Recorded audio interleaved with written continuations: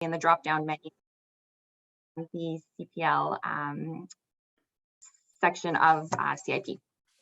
So without further ado, I would like to officially introduce our incredible lineup of speakers this morning. Stephen Stone is a planner and partner with Dillon Consulting Limited.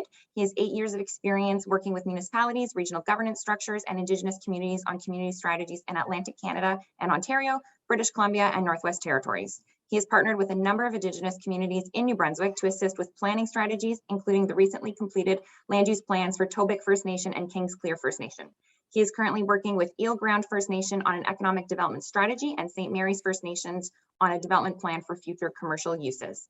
He also has extensive experience with New Brunswick's Community Planning Act, having led planning processes for the town of Woodstock, Sussex, St. Stephen, and Grand Bay Westfield.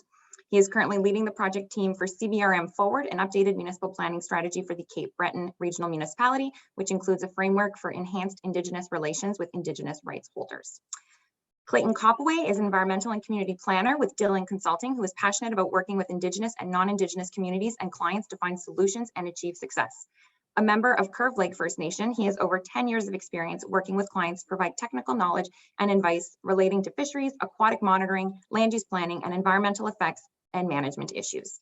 He is also experienced in developing and implementing multi-year scientific field research plans, aquatic monitoring and sampling programs, data analysis, and report writing. Clayton also has experience working with community-based organizations, federal agencies, and First Nations governments to develop community awareness and engagement projects relating to species at risk, wetland stewardship, environmental monitoring and protection, Indigenous consultation, and climate change effects. He is also an experienced facilitator and instructor who has delivered and facilitated national environmental management, planning training courses designed for First Nations land managers. Last but not least, we have Kim Nash McKinley, who is a citizen of the Wolastoqiyik First Nation, a former chief and recipient of the Queen Elizabeth II Diamond Jubilee Medal, which she received for her commitment and dedication of over 20 years to issues that affect the off-reserve Indigenous peoples provincially in New Brunswick, regionally in the Maritimes, and nationally in Canada through participation in the Congress of Aboriginal Peoples. Nash McKinley has 25 plus years of serving on a variety of boards and commissions at the local, provincial, regional, and national levels, and has served as the inaugural Anglophone co-chair of the Voices of Women's Forum and is a past member of the New Brunswick Health Council. Currently, Kim is the Director of Economic Development for Kings Clear First Nation. So I think it goes without saying that we have three incredible panelists with us this morning, and without further ado, I will turn it over to you folks. Awesome. Okay, thanks, Caitlin. I just want to confirm that everybody can hear me okay and that I am sharing my screen. You can see the PowerPoint slide, okay? Okay, great. Okay, so good morning, everybody, and thank you for the opportunity for us to have this session today on truth and reconciliation and planning. I did just want to start by acknowledging that today I am at my house in St. John on the traditional territory of the Wolastoqiyik. It is important for me as a planner to recognize the history of the Wolastoqiyik, who held guardianship over these lands for millennia. I appreciate the opportunity to challenge my settler views on these lands and to recognize that these lands were never ceded or surrendered. So this morning we have some great speakers in with Clayton and Kim, and I definitely want to focus on having a discussion on their experiences so all of us practicing planners can hear firsthand about Indigenous-led planning processes, challenge our Western biases, and explore practical solutions to be inclusive to Indigenous peoples in our planning practices. So the learning outcomes for this morning are to explore the truth of truth and reconciliation, understand what we can do as planners to support and be inclusive to Indigenous planning processes and perspectives, and understand the need and practical solutions to building trusting relationships and have better, meaningful, fulsome engagement. We were originally hoping, as Jamie said, we were hoping that we could meet in person today in Fredericton and have a bit of a walking tour at St. Mary's, but unfortunately we do have to gather virtually again, but that's okay. What we did want to do though is try to build a bit of an interactive element into the discussion today. So we have a bit of a Mentimeter set up. The code is right here on the bottom. So unfortunately, the results won't be shared on the screen since I can only share one screen at a time. However, I will share the results with NBAP afterwards for distribution. So if everybody is able to, if you could open up a web browser on your phone or a second monitor and go to menti.com here, and it'll prompt you to put in a code. There's a code here in the bottom, 59676851. And we just have a couple of questions here at the very beginning. So first off, we just wanted to understand a bit around the dynamics of the call this morning. So if you could just select where you currently work or the best option, which represents your situation. So we have either provincial government, a municipality, a regional service commission, private company, or other. And I'll just give folks a few moments here to select their best option.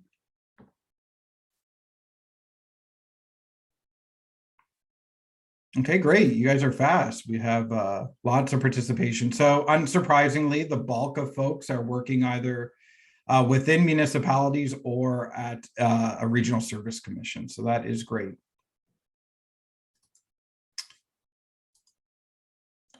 So for the next question, we just want to have a better understanding. So on a scale from 1 to 5, we have 3 statements there, with 1 being strongly agree, and on 5 on the higher end being strongly agree. How would you rate your level of comfort today with working with or understanding Indigenous planning processes?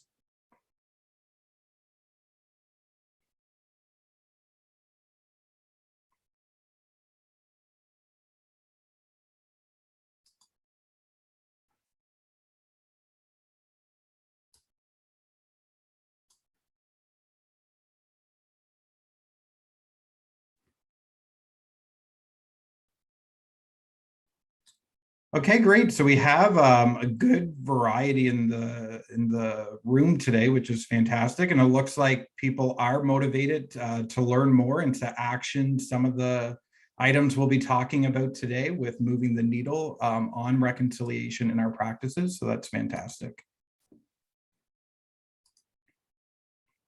Great. Okay. And we will have more questions later on, but just to provide a bit of an overview. So this morning, I will be discussing at a very high level the Truth and Reconciliation Committee's calls to action and the role of the planner within this framework. Clayton will be providing an overview on Indigenous communities in New Brunswick and sharing his perspective on Indigenous-led planning processes. And then we'll have a bit of a panel discussion with Kim to explore her perspectives on economic development as a planning process and what planners can be doing to move the needle on reconciliation in this province. So Canada's Truth and Reconciliation Committee's calls to actions have tangible calls for action for all governance structures in Canada. And a specific and far-reaching call to action is for all levels of government, including municipalities, to adopt and implement UNDRIP, or the United Nations Declaration on the Rights of Indigenous Peoples. UNDRIP provides an excellent overview of the rights of Indigenous peoples based on principles of equality, partnership, good faith, and mutual respect. Another drive for reconciliation in this country and for our practice is recognizing Indigenous rights and their implications for planning and development in Canada. While some planners on the call today may work directly with Indigenous communities, it is important, however, for all of us to accept that all planning, all land use planning in Canada occurs on lands connected to Indigenous peoples, either through treaties or their established rights for self-government and self-determination. Throughout Canada and here in New Brunswick, the legal landscape of these rights are constantly and rapidly evolving as Indigenous governments are challenging the mistreatment of the original signed treaties and working with the Crown to create modern treaties, either through land claims like we're seeing here in the province of New Brunswick, or treaty land entitlements that we see further west of us. And these processes seek reparations, compensations, and establish rights under a modern legal framework. As planners, we do have a responsibility to understand Indigenous rights, be inclusive to these rights on the lands that we plan, and seek better outcomes for Indigenous peoples. An important first step as planners is to accept that confronting truth is necessary for reconciliation. As planners, we have significant influence over how our lands are managed, used, and developed. Planners need to be challenged to develop a deeper understanding of the devastating impacts of colonization and the Christian mission on Indigenous peoples in Canada. Indigenous peoples are the original occupiers of our land. Around 400 years ago, European settlers relied on the generosity of Indigenous peoples to survive, trade, and ultimately settle. Early treaties across Canada, including the Maritimes' Peace and Friendship Treaties, were signed with the intent of sharing and creating mutual benefits. They did not include the surrender of lands nor compensation for the occupation of lands. Despite the intent of the original treaties, policies and actions resulted in the exploitation, assimilation, and attempted eradication of Indigenous peoples. Colonial legislation like the British North American Act led to the disposition of Indigenous lands in a new legal order which aimed to limit Indigenous rights and cultural suppression. Ultimately, settler policies across Canada cut off Indigenous peoples from traditional lands, culture, languages, spirituality, their economies, and existing governance structures. This history ultimately shapes where we are today as settlers.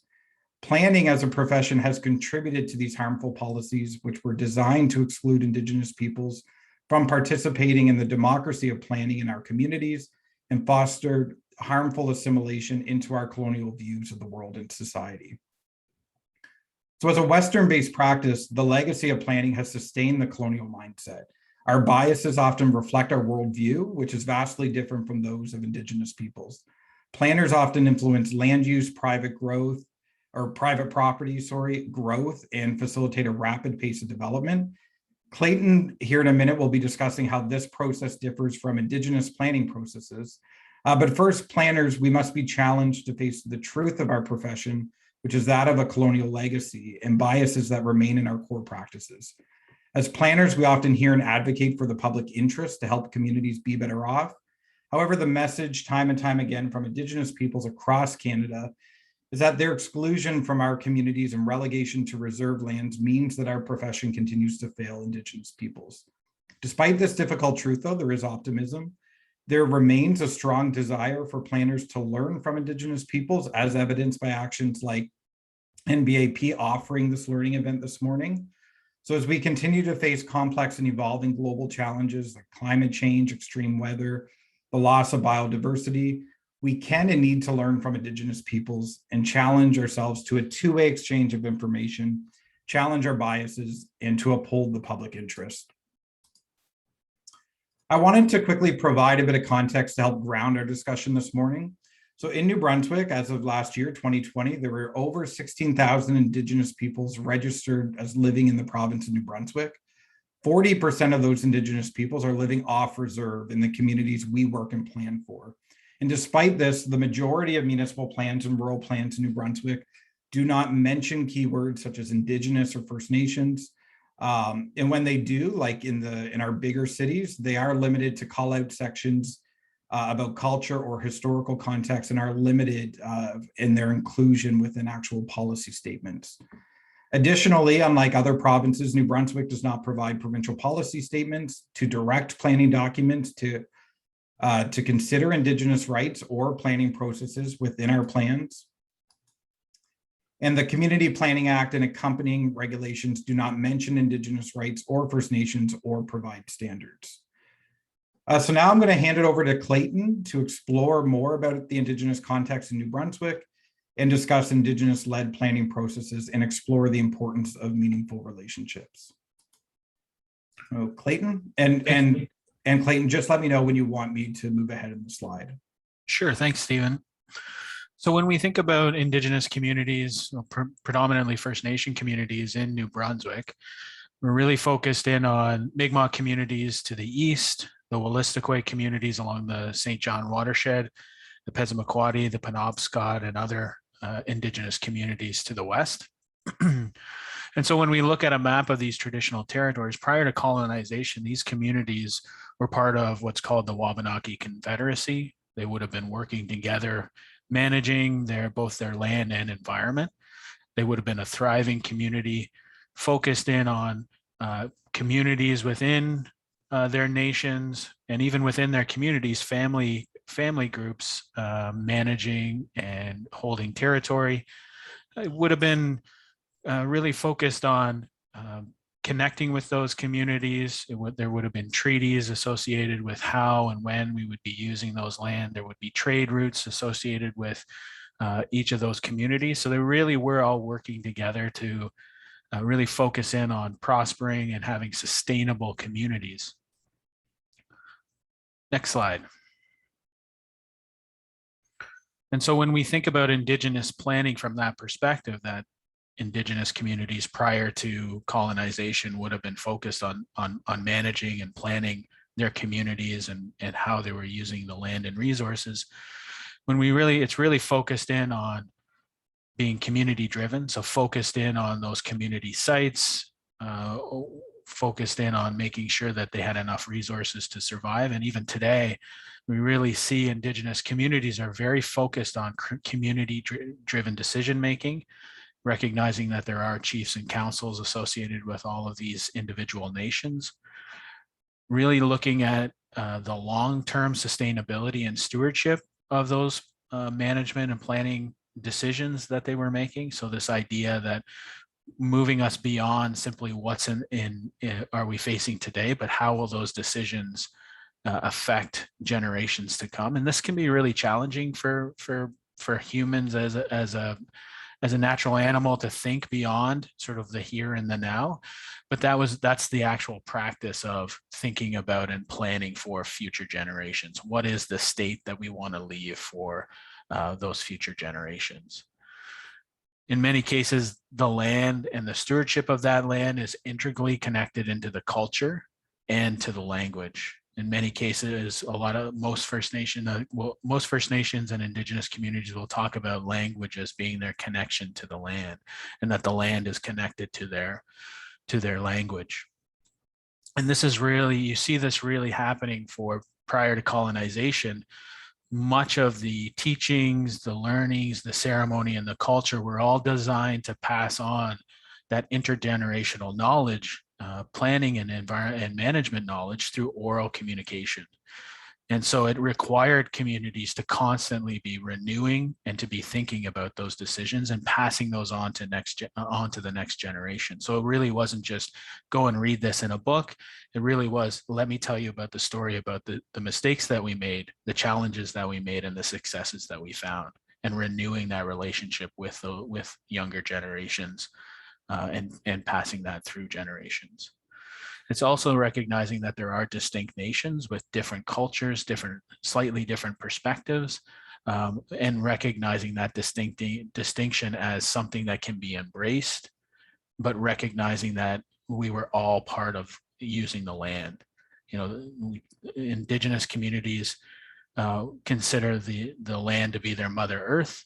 And so this idea that she's giving the bounty to us, we need to manage it in a way that is sustainable for us now, but also for those future generations. Next slide. And so in a modern context, one of the things, so, you know, in my bio, you talk a little bit about fisheries background and these type of things. For the last few years, I've been working nationally with the National Aboriginal Lands Managers Association on things like environmental management, as well as land use planning with communities here in New Brunswick, but also in Ontario. And one of the things that I've come to realize is that because of the colonial aspects and the perspectives in terms of a paternal federal guidelines on management through the Indian Act, we really see Indigenous communities largely being excluded from those larger planning conversations. This idea that, well, they're a federal jurisdiction, we don't need to worry about them necessarily.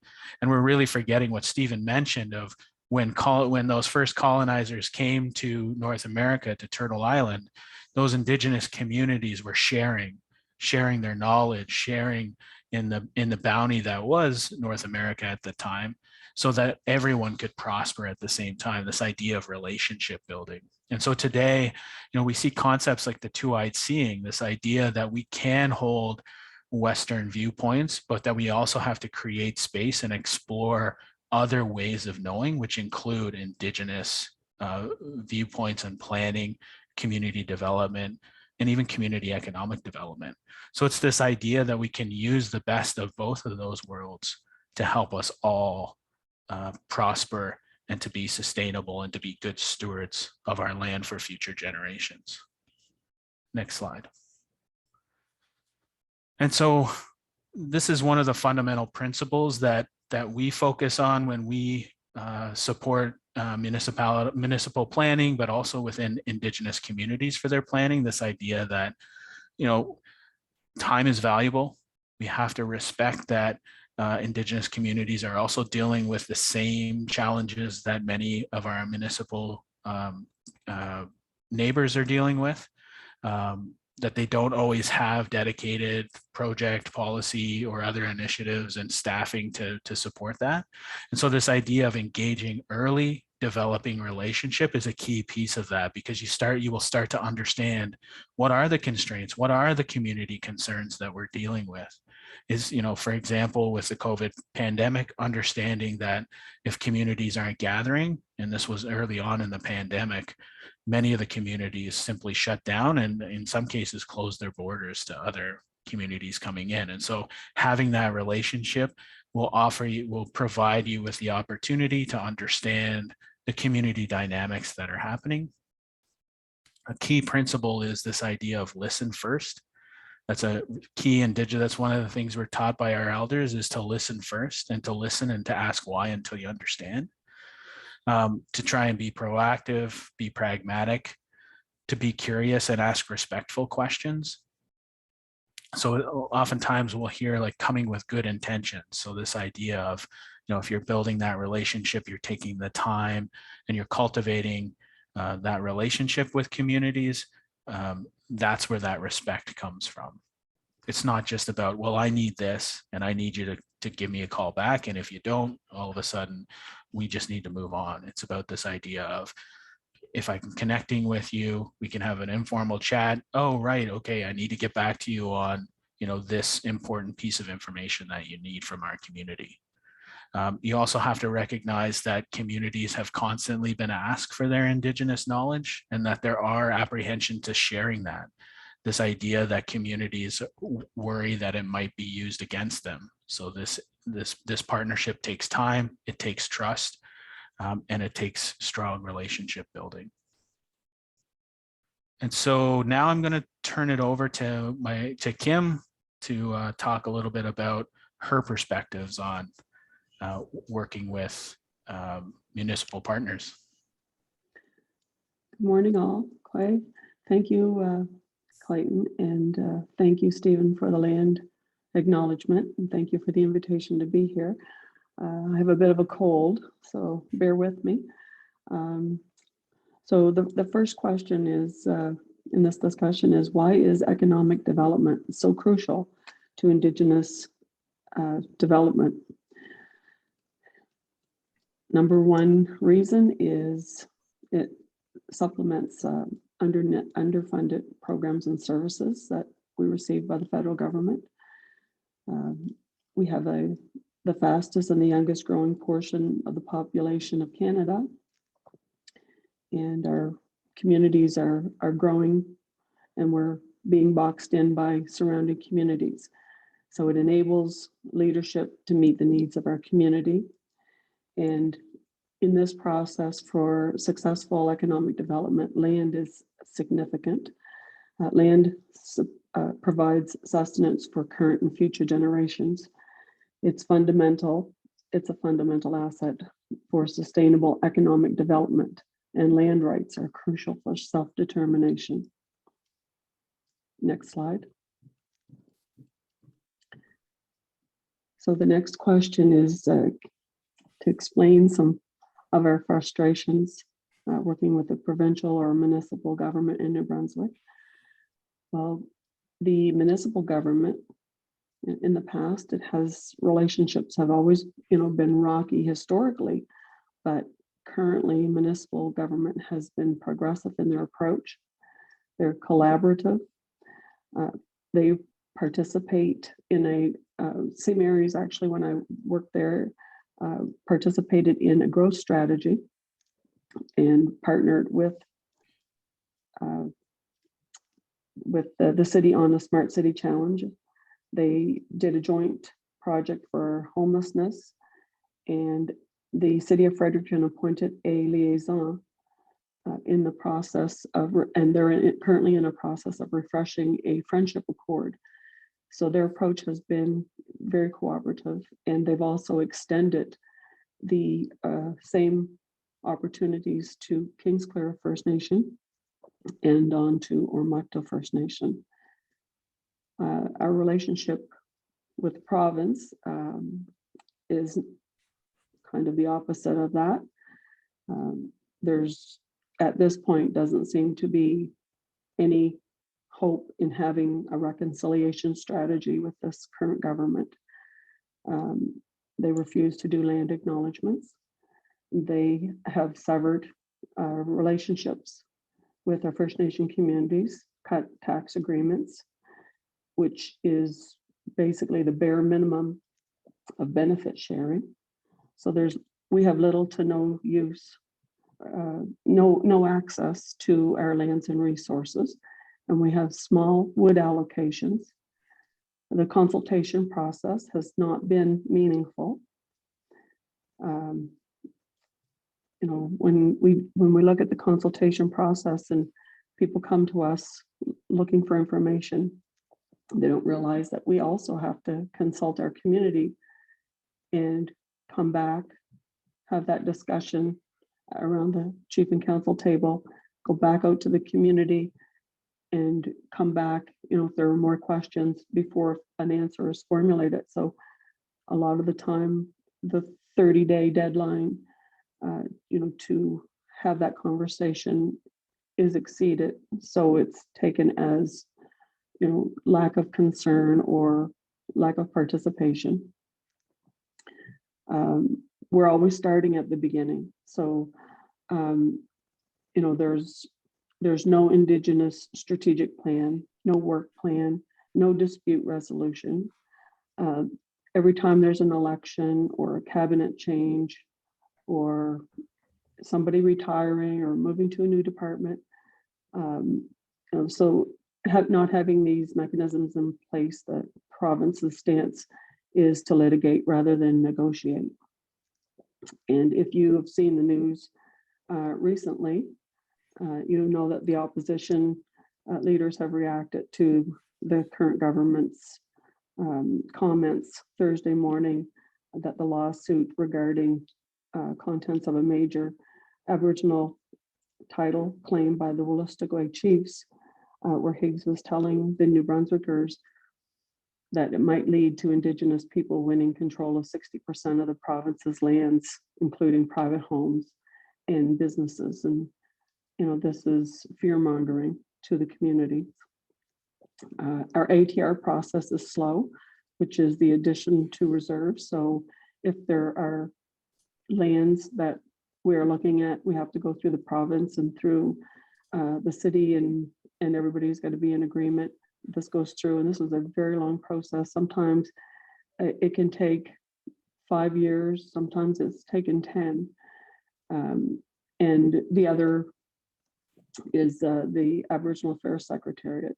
They used to be there to assist communities in opening doors and making connections and supporting us along the way. And, you know, as an economic development director, I have not heard from them in a very long time unless I reach out. I'm not even sure what they do since they've done the interior changes. So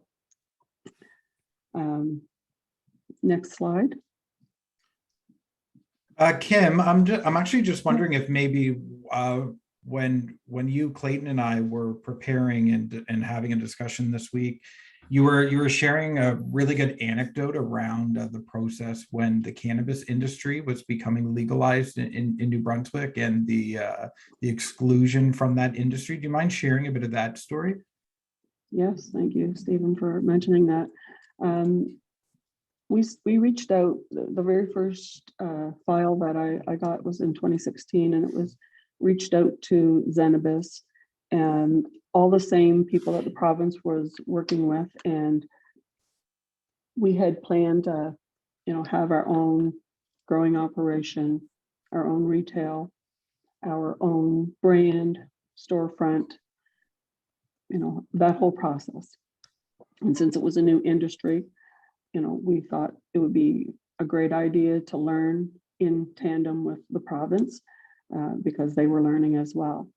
So since we do, the United Nations Declaration of Rights to Indigenous People, states that we have a right to self-government and self-determination and economic development. So, we were pursuing economic development. In this process, we had met with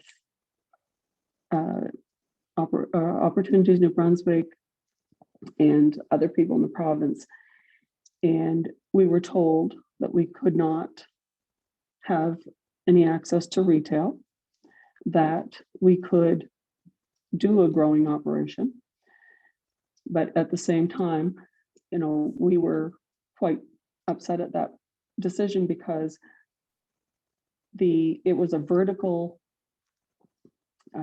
incline for profit over the next 10 years through retail of cannabis.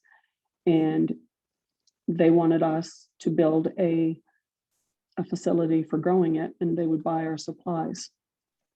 That's great. However, by the time we apply for the license, locate the land, go through an environmental assessment, build the building, get the workers, and do that first growing crop, it would have been probably between 8 and 10 years. So it put us at a huge disadvantage. The other thing is throughout the province, we're not allowed to have any alcohol in our supermarkets or convenience stores. We've tried, and the province does not allow that. I've requested several in the last 3 or 4 years for a pilot project. They told us that we're well serviced, that there's enough liquor stores surrounding the communities that we all have access. And at the same time, they put up liquor stores next to supermarkets that already have it within a close proximity. They also have made exceptions for other little markets and given them access. And so they keep us out of anything to draw business into our community. And we also, that would open up another market to Nb Liquor that currently is not serviced, because it would open up the market for us, for people coming into our community and accessing our businesses so that they would purchase alcohol from us as well. So those are two really big issues that we have experienced. Okay, thanks, Kim. Can you provide some insight into capacity issues within Indigenous governance? So one of the things that we often hear about is how Indigenous governments are overburdened by requests, but sometimes as planners, if we want Indigenous perspectives or views on development files, for instance, can be a bit of a transactional relationship where we seek input and provide a timeline on it, let's say 30 days, and oftentimes we don't hear back. So could you provide a bit of insight into these capacity issues?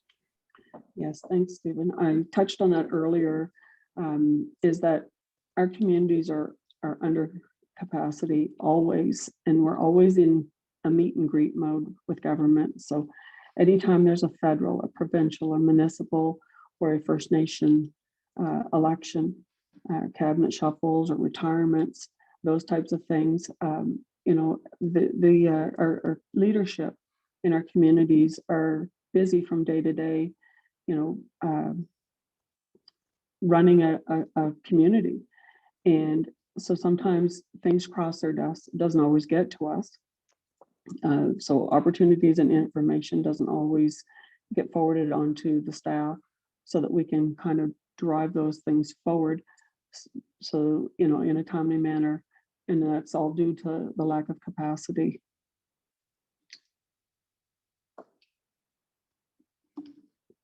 And I know you had touched on this earlier, Kim, but I'm just wondering, so the city of Fredericton, as you mentioned, with they do have an Indigenous relations staff person now, and they are working towards a renewed friendship agreement, or I think you said a friendship accord with the St. Mary's First Nation and potential inclusion of Oromocto and Kingsclear. Can you share how this new role and commitment by this municipality, the city of Fredericton, has impacted your work? Well, it actually has made things smoother. It creates a point of contact and exchange of information. There's ongoing support and assistance. There's a voice at the end of the phone. So, because they have somebody dedicated to that role, there's continuous updates and, that back and forth. And they're very, the city of Fredericton is committed. They're inclusive, and they're very, concerned and want a progressive reconciliation process going forward. Okay, thank you. And then in your perspective, Kim, how can planners begin to build trust and strong and meaningful relationships with Indigenous communities? Do you have any practical ideas or suggestions? You know what? I know it sounds old-fashioned, but pick up the phone, call the chief, stop by, meet, introduce yourself. I know it's a little more difficult in during COVID, but extend an invitation, send a letter, introduce yourself and say, hey, this is who I am. This is what I do. I'd like to meet you for a coffee. I'd like to stop by the office. Can we schedule something?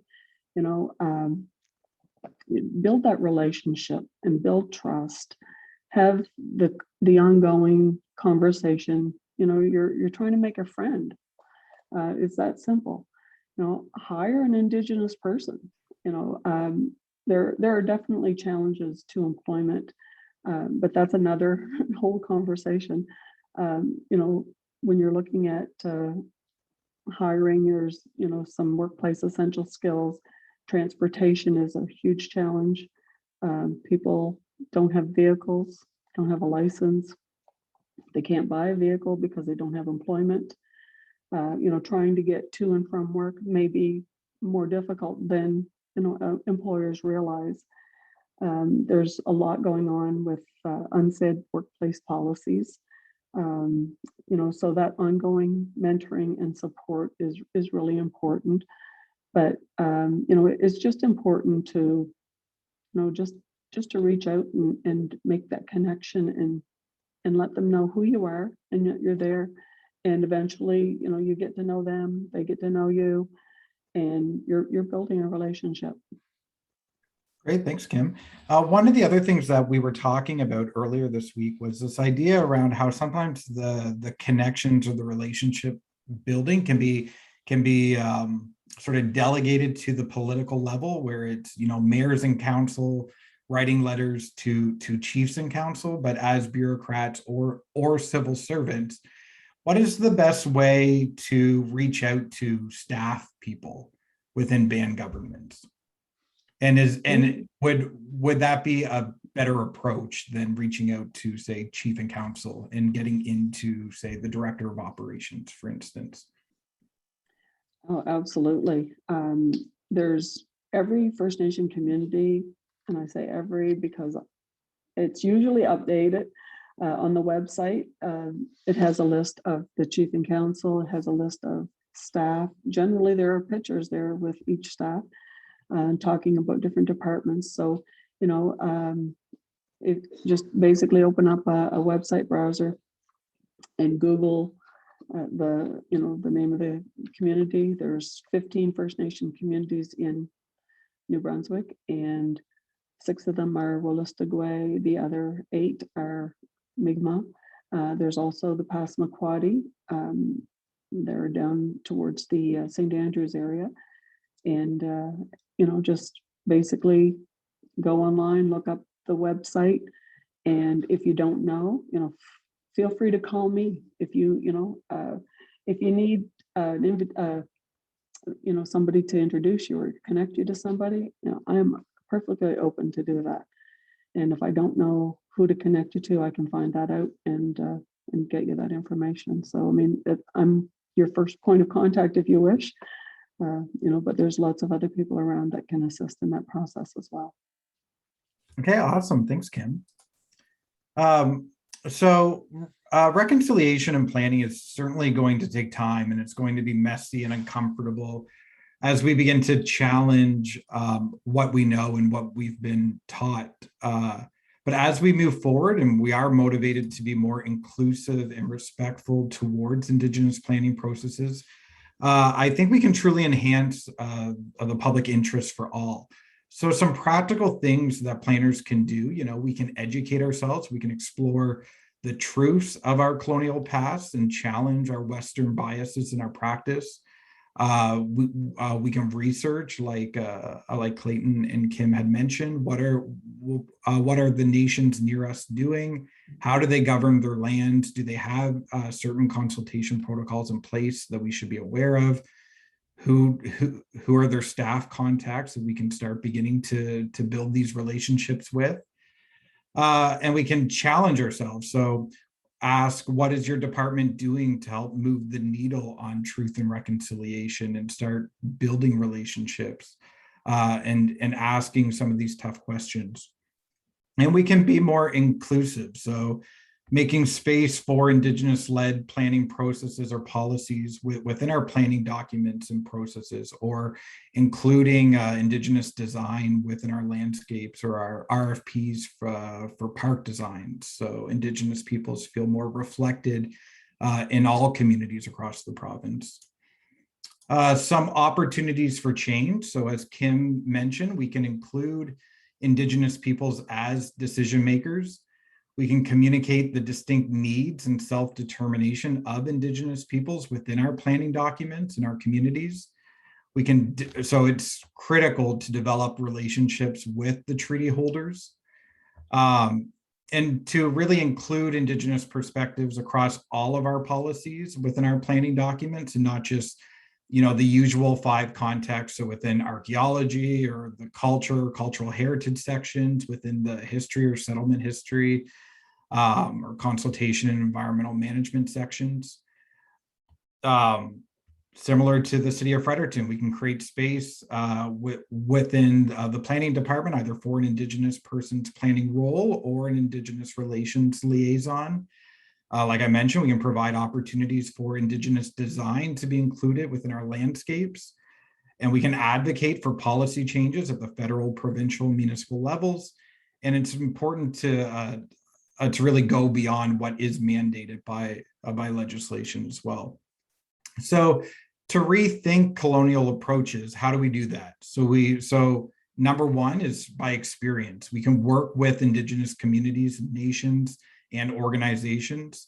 We can be open to Indigenous-led planning processes and really create a space at the table for Indigenous peoples. It is not just about providing a seat at the table, like Kim had mentioned, but it's about creating a role for Indigenous peoples within the decision-making process as well. So we have about 10 minutes left, and I know that both Kim and Clayton need to jump off here shortly. But if people had any questions, you can, submit them on the Mentimeter, or I'm not sure, Caitlin, if people can unmute themselves, if participants are able to ask questions in the video. I would say it might be easier if we just have questions in the chat, and then we can field them that way, if folks want to do that. Sure.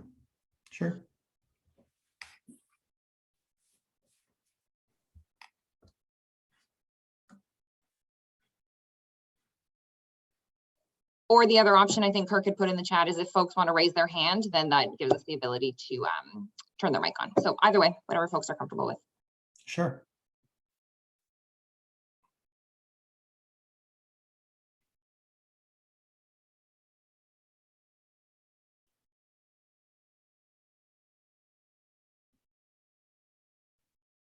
Okay, so that was a lot of information, but if there are no questions today, what we did want to do is challenge people as well. So based on what you heard here today, and you can write this either within the chat or the Mentimeter on your phones or your second monitor. So what personal commitment are you going to make around these ideas? And what we can do, these will be anonymous on the Mentimeter, so we can share the results with Nbap afterwards for distribution as well. And I'm seeing, Caitlin, I'm seeing the chat bubble, but I just don't have access to the actual chat right now because I'm sharing my screen. So if there are questions in the chat, you can feel free to ask as well. Absolutely. Yep. None have come through yet, but I think to your point, Stephen, there was a lot of really great information that I know for me anyways, some of it I just didn't know. And I think giving people the space and the time to kind of reflect properly and give this the time and the space that it deserves and that it should be given could be really meaningful with what gets shared on that Menti or otherwise in the chat. Yeah, great. And what Kim, Clayton, and I can do, we can put together some resources as well, some reading materials, some book suggestions. If Kim could share some existing consultation protocols or suggestions on reaching out and building relationships, we can compile those resources and send them out to the membership as well. There is a quote. Oh, never mind, Clayton already answered it. You're quick. There is a question from, so I'll just, maybe in case people aren't in the chat, Frank Flanagan asked, how many First Nations in New Brunswick have land codes in place? And Clayton quickly responded, 1. I don't know if there is discussion on that. The second question from Alex Henderson, is there a way we can work together, Indigenous peoples, province, municipalities, planners, to better protect culturally significant lands that are important to Indigenous nations? For example, medicine harvesting sites. Yeah, so just to add to the land code piece, so there is only one community that has successfully ratified the land code under the First Nation Lands Management Act, and that's Madawaska. There are other communities in New Brunswick who are going through that process right now, and that's really a process by which communities take control or jurisdiction over their land. So they actually remove themselves from parts of of the Indian Act, basically the land pieces of that. So it's really called sectoral self-government. And it's gaining in popularity as First Nations become more competent and also comfortable with taking control of their own lands. Largely for many of the first communities that developed the First Nation Lands Management Act, it was really focused on economic development. So right now, and as Kim can explain, if you want to have discussions and your community is managing their lands through the Indian Act, you have to involve federal bureaucrats in order to actually do economic development. So if you want to have a store and you want to have a franchise store in your community, you actually need the federal government to approve that. But for communities who are managing their own lands or have a land code, that requirement is largely reduced. It's more focused on what the community wants to do for their land development. And I can touch on or take a crack at Alex's question there around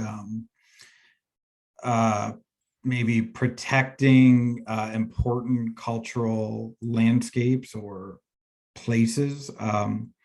So as planners, I mean, we influence policy and develop land use standards and regulations across the province, including all traditional territories. So certainly we can be reaching out to the nations who have a traditional use or history on those lands, and to help identify where those culturally significant areas are, and to provide the appropriate land use regulations or standards within either our rural plans or our municipal plans and our zoning standards.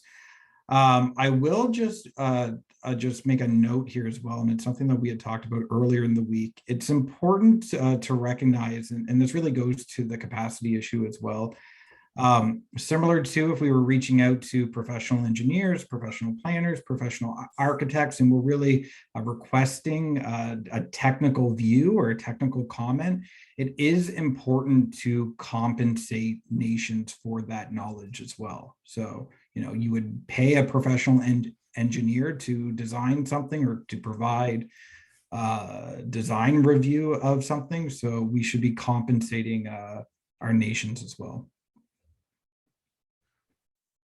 So for the question from Gerard Bellevue, are you able to buy off-reserve lands, develop them, and then make them equivalent to reserve land? So this is really, Kim mentioned it, but yes, communities can buy fee simple lands, and they can transition those into reserve lands through a process called the additions to reserves.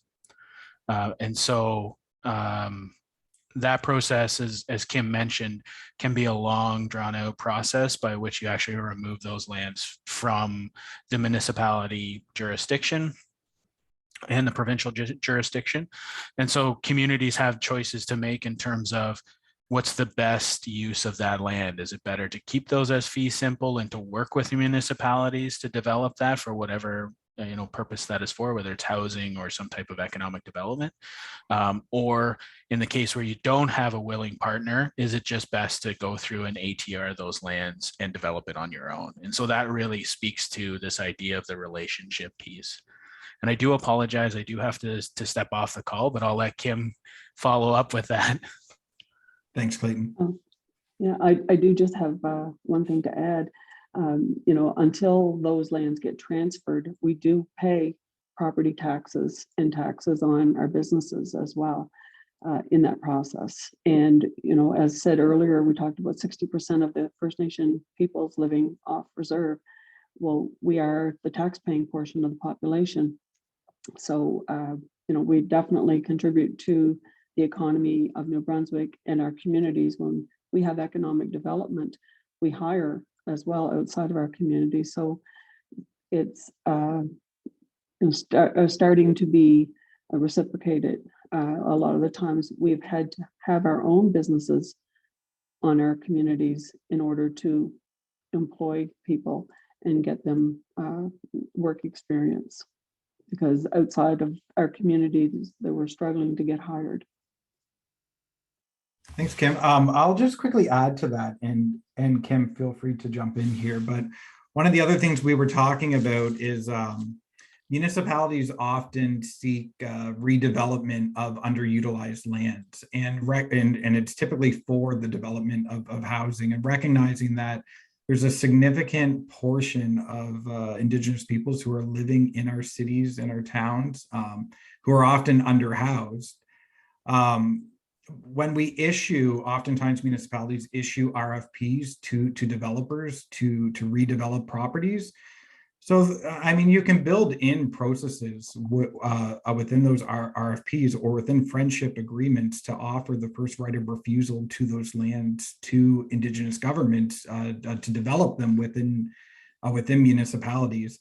And like Kim said, in before lands are transferred through the additions to reserve process, the tax base and the tax revenue is still sent to the province and the municipality. But typically, once the ATR process is finished, the tax base is excluded from the municipality. However, typically those tax revenues are not lost. They're just transferred via service agreement. So the nations would still pay basically in lieu of taxes for services: fire, police, water, septic, stormwater infrastructure.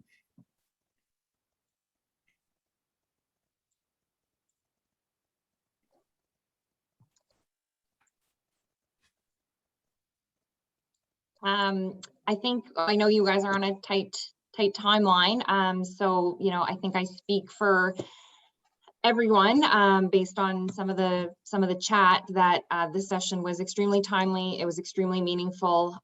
We appreciate your knowledge, your honesty, and all of the information that you shared with us here today. I think it's a lot for us all to reflect on and it was really, really appreciated. So thank you to Stephen, to Kim, and to Clayton.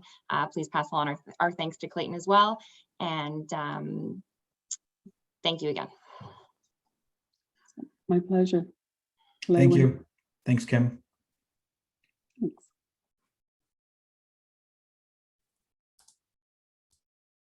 So thank you, Stephen, Clayton, and Kim, and I think that was great, and great to see the comments in the chat about how much people have appreciated. So thank you. It's certainly a timely topic for our profession, and I expect we'll be hosting many more sessions on truth and reconciliation in the years to come. So I guess we have about 15 minutes. The plan was to give about a 15-minute break at approximately 10:15.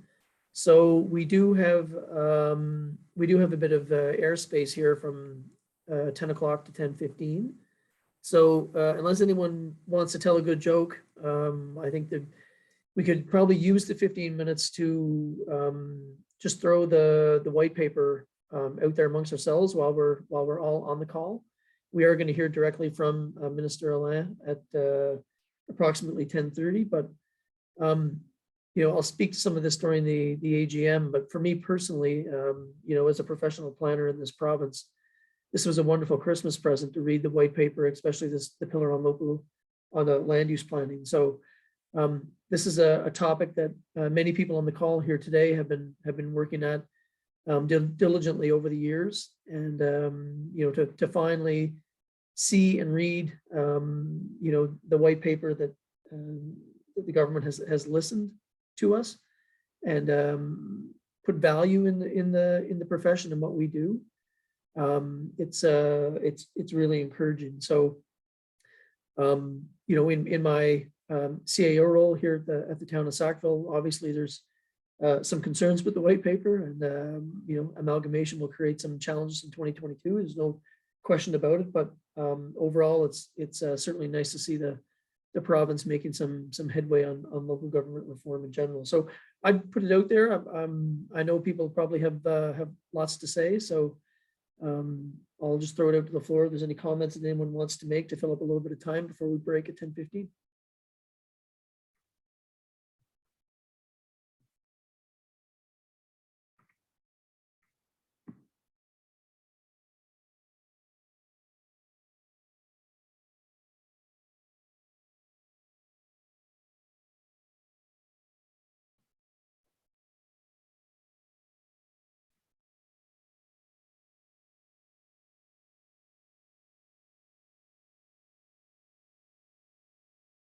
So I'll take it by the silence. Maybe we'll just take a break and reconvene at 10:30.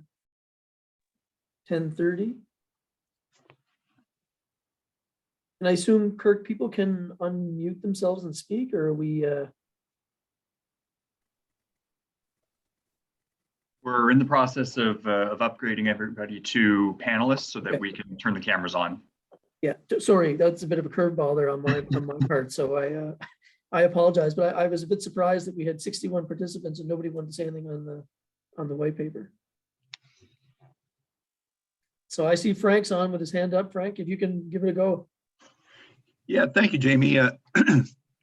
As I was really quite happy having been involved in this issue, urban, rural problems of local governance for many, many years. I did serve on a committee, and we had lots of opportunity, a very open and willing minister to discuss it with us. I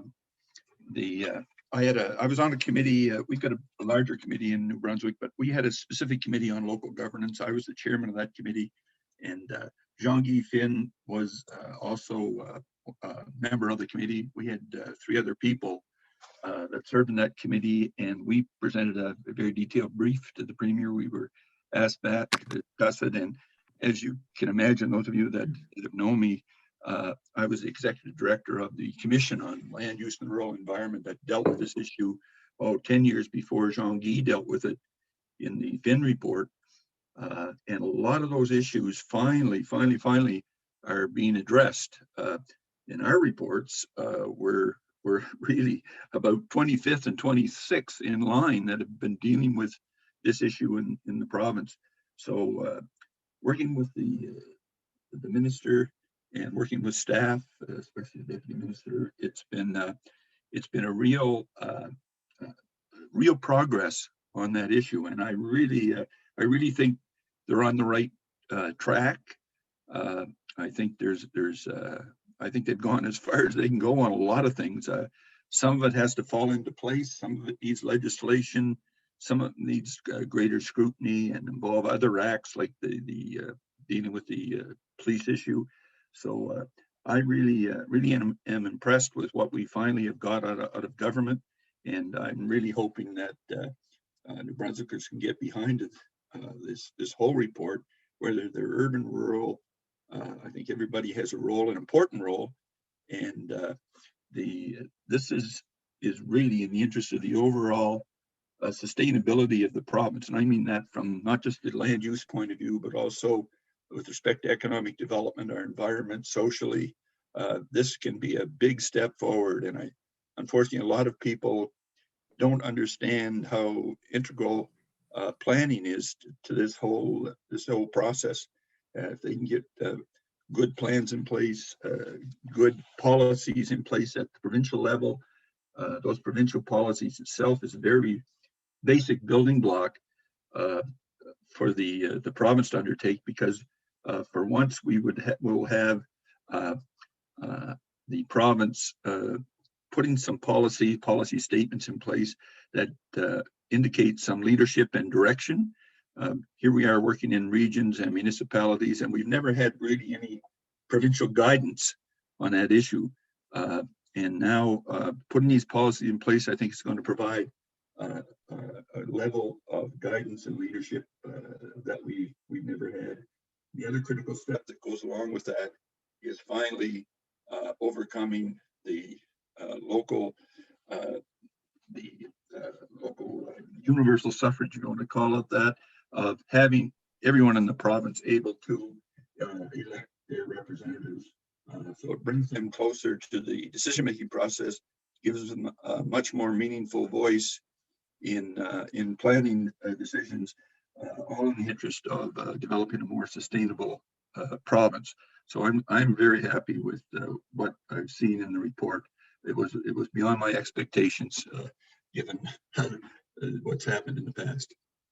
Thanks, Jamie. Long response, but I thought a lot about this and had a lot of input over the years, and it's finally near the end of my career, I can finally see some very positive things happening. Yeah, thanks, Frank. I couldn't agree. I couldn't agree with you more. So I see John Jarvie also has his hand up. John, over to you. Yeah, a lot of positive things, and I agree with Frank as well. And with your comments, Jamie, I guess what I'm interested in, and I don't know, without putting Paul Jordan on too much of a under too much pressure, I guess, do we know the process to get to the provincial statements, provincial interest statements, and how quickly are we getting there? And is there a role for the Planners Association to contribute to that process? Happy to answer that question. I could tell you the background research has already started here with my team. We've actually been out talking to various provincial departments prior to Christmas over the last couple of months about statements of provincial interest, and we will continue doing that. Our intent is to engage you folks as well as other stakeholders beginning early in the new year. And the intent is to have statements of provincial interest in place by January 1st, 2023. Great, thank you. But there should be a pretty big file on this. If I remember, we've talked about it for probably the last 20 years at least. And in fact, I thought Kim Hughes a number of years ago was supposed to be dedicated to providing or to developing such statements. So hopefully you've got a running start on the exercise. Oh yeah, we certainly do. We have lots of background information and draft statements from previous years that we are looking at. We are researching other provinces. I can tell you that I've reached out to my colleagues in other provinces, other provincial planning directors, and they are very happy for New Brunswick, and they are actually willing to help and assist and answer questions, especially those that have statements of provincial interest in place, in terms of giving us their, what works and what doesn't work, and assisting us in developing our best approach for New Brunswick. Okay, thanks, Paul. Thanks, John, and thanks, Paul. I mean, the fact that the minister has agreed to attend, and join us today, I think, and step out of the legislature, to me, speaks volumes of his interest in the work that we do. So I'm really pleased that he accepted our invitation to join us and at least spend a little bit of time with us today. So Paul, we'll be certainly thanking him when he comes online here shortly. Yeah, I think there's Jamie, there's something to just so everybody understands. The changes to the Community Planning Act are currently going through the legislature. So that is part of the reason why the minister's at the legislature. So it's going first, second reading, and I don't know when the third reading is going to be.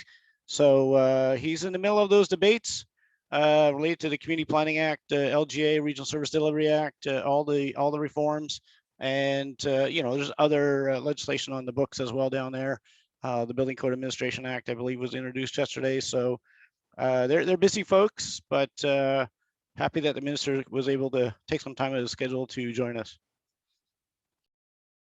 Great. Any other questions from anyone on the line, or comments, statements? We got a couple more minutes here before we take a little breather. Just on the legislative process, Jamie, if I could. Paul, if this gets sent to committee, that is the Community Planning Act amendments get sent to the committee, I would hope the association would get an opportunity to speak to it. So maybe you can keep us informed, can keep Jamie informed on that. If there's going to have to be some advocacy, I think we'd like to know.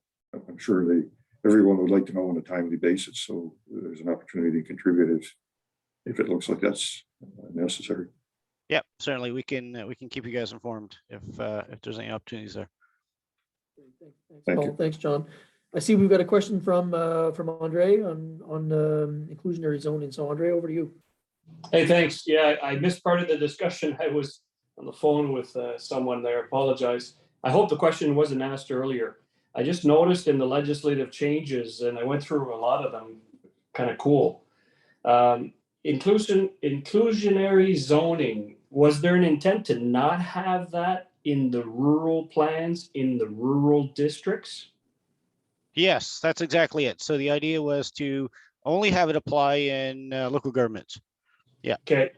So because really it's an urban tool, right? So I agree. But the one thing that I found is that the way that the act is written, there is language that the zoning provisions that feed the rural plans in the rural districts automatically include the provisions in the rural plan, what the zoning provision. So I'm not sure if it was just an oversight, but I wasn't seeing an exception in 52(3) in the same way that 44 3.1 something like, no, not that one, but it's 52(3). That's the catch-all that says these zoning provisions apply in the rural districts. So it'll be kind of wonky if you don't have policy language in the rural plans in the rural districts, but you have to include zoning provisions that deal with inclusive zoning. Actually, the policy statements will have to be in there if you are doing an inclusionary zoning. You will have to have it, right? So yes, but we will double check that. Yes, we know the drafters make mistakes. And if you do see errors like that, please let us know. We're happy to identify them and then hopefully be able to make some changes so that we can make it clear and simple and make it work effectively. Yeah, I wasn't raising it as a mistake, but because even as planners, when we go through these, sometimes we find the rest of the content of these instruments in other parts of the act. Yes. So they did a pretty good job in covering those things. The one thing that I did find is that if the policy was for the unincorporated areas not to have this, which kind of makes sense in my mind. Yep. Now, maybe I missed an amendment, but I think it's just an oversight. That's all. It'll help the planners in the unincorporated areas know whether they have to include it or not. Yeah, we may have to Thanks. explain that. And the other thing is to keep in mind is that any rural plans or rural districts it will be going through our office here, and we will make sure that's not the case, obviously, before the minister approves those types of plans, right? So yeah, but if that's the case, and if 52 parentheses 3 needs to be amended to include an exclusion, reading of the bill is the time to do it. Thanks. Certainly. Yep. Thanks. Thanks, Andre, and thanks, Paul. I know we're sorry for kind of throwing some questions at you here, which were unexpected, but you're doing a fine job. No, these are easy. Listen, guys, folks, there's lots of new names on the call, which is really really exciting. There's people on there who I don't know. So I didn't introduce myself at the start. I'm Jamie. I'm the current president of the New Brunswick Association of Planners, and in my day job, I'm the chief administrative officer here at the town of Sackville. So apologies for not doing that earlier. Any other quick questions before we turn it over? Frank, you got your hand up again? Go for it. Yeah, just a quick, thanks, Jamie.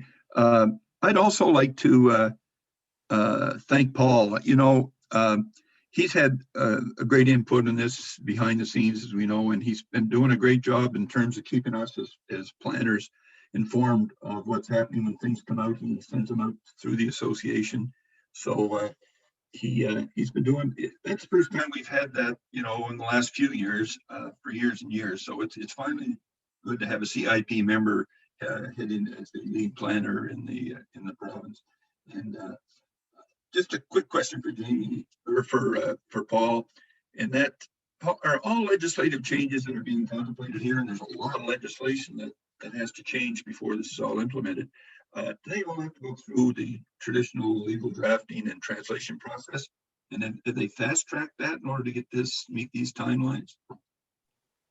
I don't know if it's fast tracked, but being in government for the last few years, everything seems to be moving fast. Every piece of legislation moves fast these days.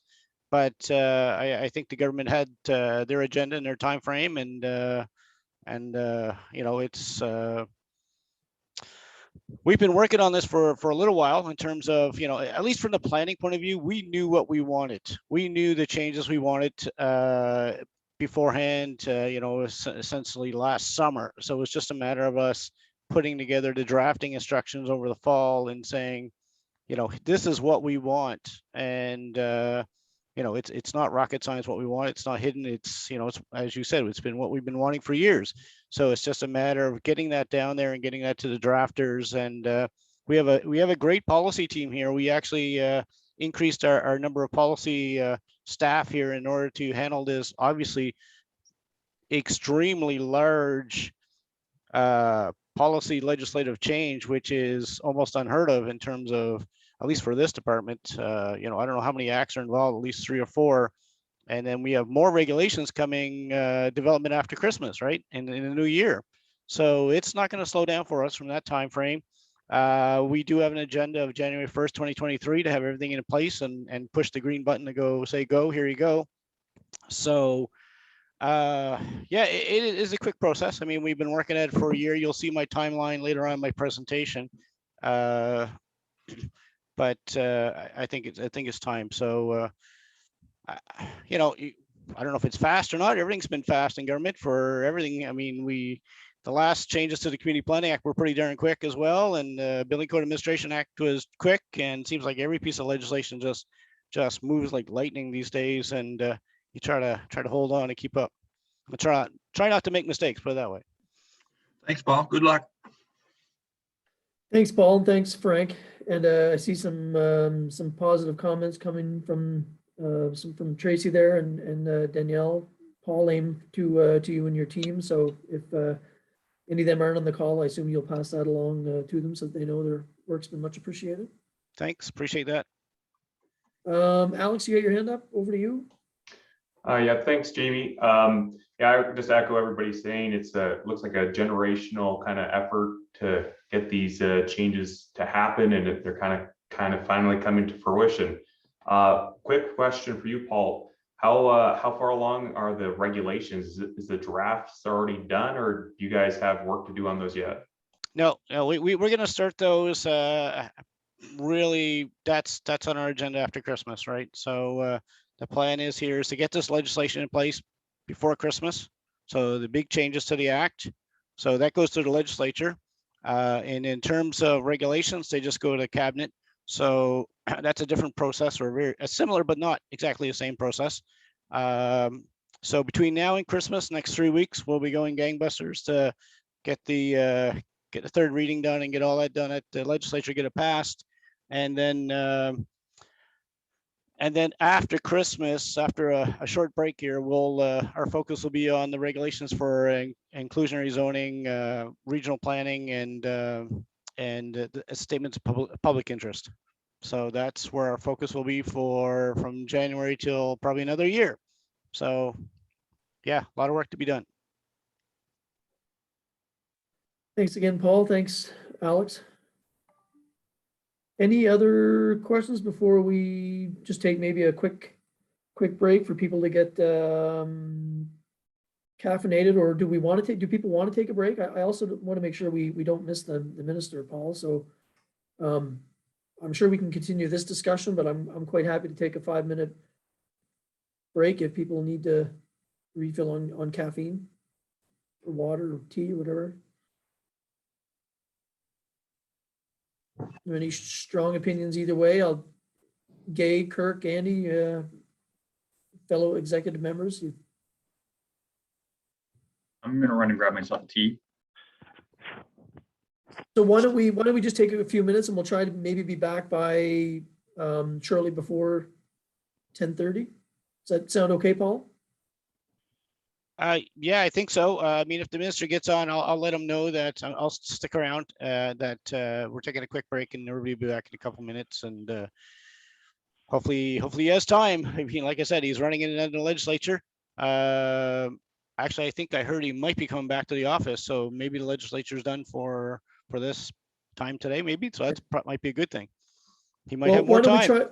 Why don't we try to be back in maybe even just a couple of minutes, allow people enough time to fill a coffee and hit the loo if they need to, and then we'll try and get everybody back on before 10:30 so that we're not leaving the minister in limbo. Sound good? Okay, we'll see everybody in just a few minutes. Thanks, folks.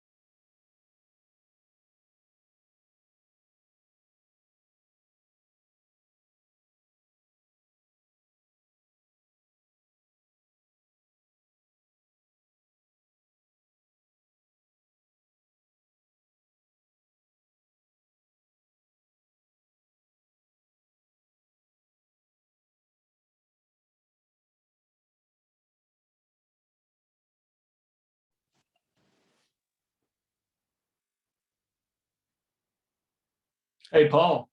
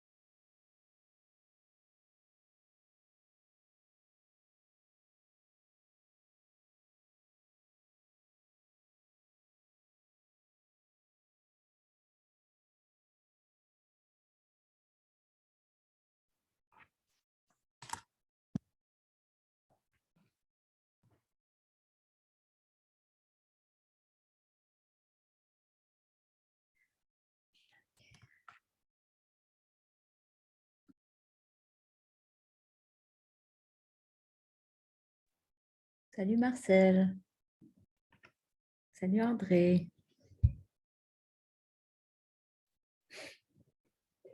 Allô Catherine, comment ça va? Comment vas-tu, vieille branche? Tu m'entends? Oui. Comment tu vas, vieille branche? Hey, c'est excitant, hein? Des beaux changements. Moi, je pense qu'il va y avoir une pénurie d'urbanistes. Il va falloir que tu fasses ton mentorat à d'autres puis que tu aides à en monter dans la vague de nouveaux recrues, là. Je viens d'avoir une demande de PSB pour évaluer un PLAR, là, tu sais, le processus Oui. long, Learning Assessment. J'ai dit, c'est ça, je lui ai posé des questions, comment on est sur combien de personnes qui évaluent, tu sais, je peux bien, là, mais je me demandais si c'est en groupe ou on fait ça individuellement ou là, j'attends que la personne me revienne, mais je sais pas, on m'a demandé pour faire peut-être parce que j'ai moi-même passé au travers d'un processus long. Là, Oui. Je vais dire de quoi, essentiellement, du bénévolat, c'est à ce temps ici, à ce moment ici, c'est toujours apprécié. Une fois que tu as la carte routière, je veux dire, essentiellement, c'est souvent donner le temps puis donner un coup de main, hein. C'est ça qui est le plus important. J'oublie la procédure exacte, là. Moi aussi, j'ai fait le même exercice que tu vas faire. Alors, bravo. Ben, je vais donner du temps, là. Oui, je sais pas, c'était au hasard, mais ils m'ont demandé de faire l'évaluation. Fait que j'ai hâte de voir, là. J'ai hâte d'avoir le document. Ben, good, ça va en faire un autre.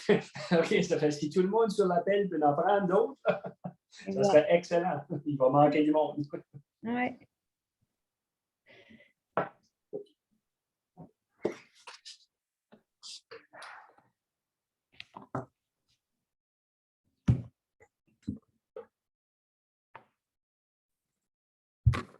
So Paul, what are you doing to kill the time these days?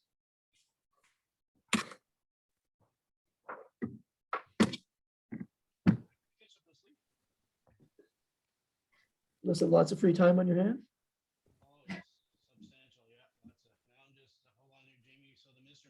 May not make it at 10:30. He's still in the house. It doesn't, I'm going back with folks here. Sorry. So I'll just let you know what's happening here. Wants to.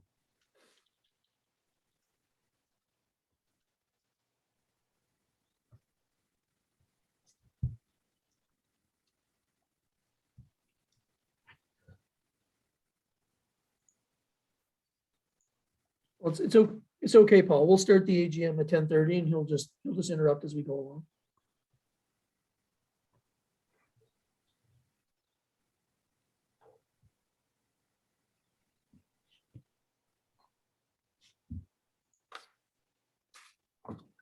Yeah, so possible ETA is 11, maybe. Yeah, you know how these things go. He definitely won't be there at 10:30.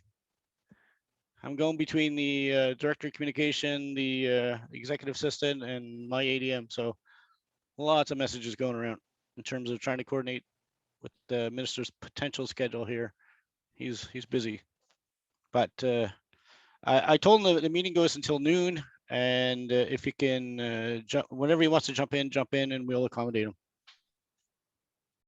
Yeah, I think that's perfect. We've got the provincial update listed as number 10 on the agenda, so we'll just have that as kind of a floating item. So hopefully that should crop up around 11 a.m. anyway. So. Okay, you just let me know when you want me to go, and then when the minister jumps on, we'll just accommodate him, I guess. So he's the busy one in this group, I guess.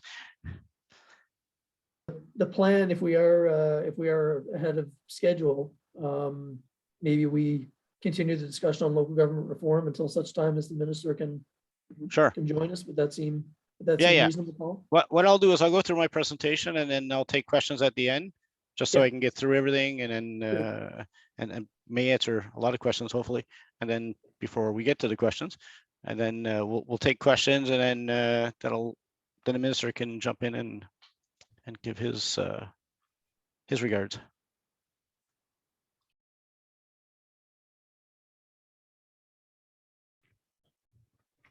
A few more cameras popping on. Hi, Susan and Josh.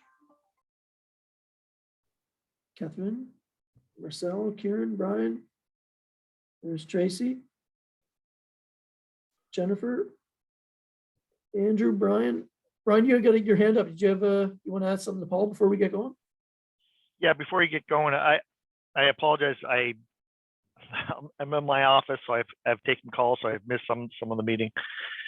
But I did want to thank you, Jamie, for the letter that you wrote on behalf of the Official Languages Act and a request to have the Planning Appeal Board decisions in both official languages. I think it's important for our profession that we learn from each other, from the from the decisions that are being issued, and so that we can all read them and learn. And I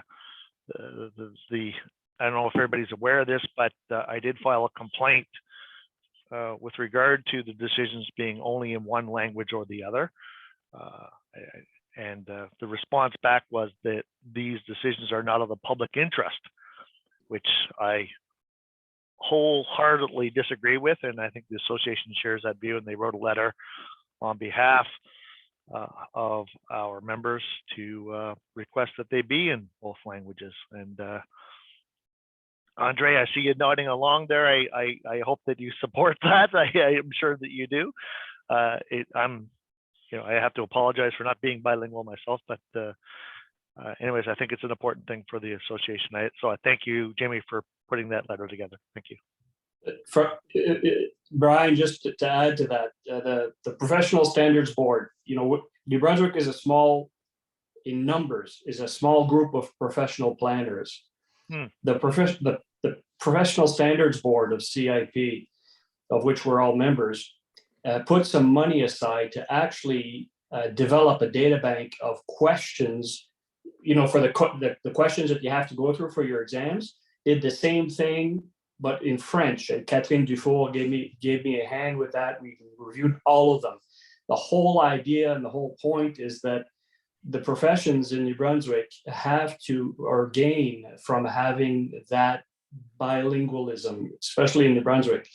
And it just makes, if they can do it at the national level, I agree with you that at the provincial level, it makes tons of sense that those decisions come out in both official languages, because you do learn from looking at them in both contexts. There are just as much important decisions rendered in French as in English. They're all important. And it's important that we both understand them as professional planners so that we can then apply it, right? Absolutely.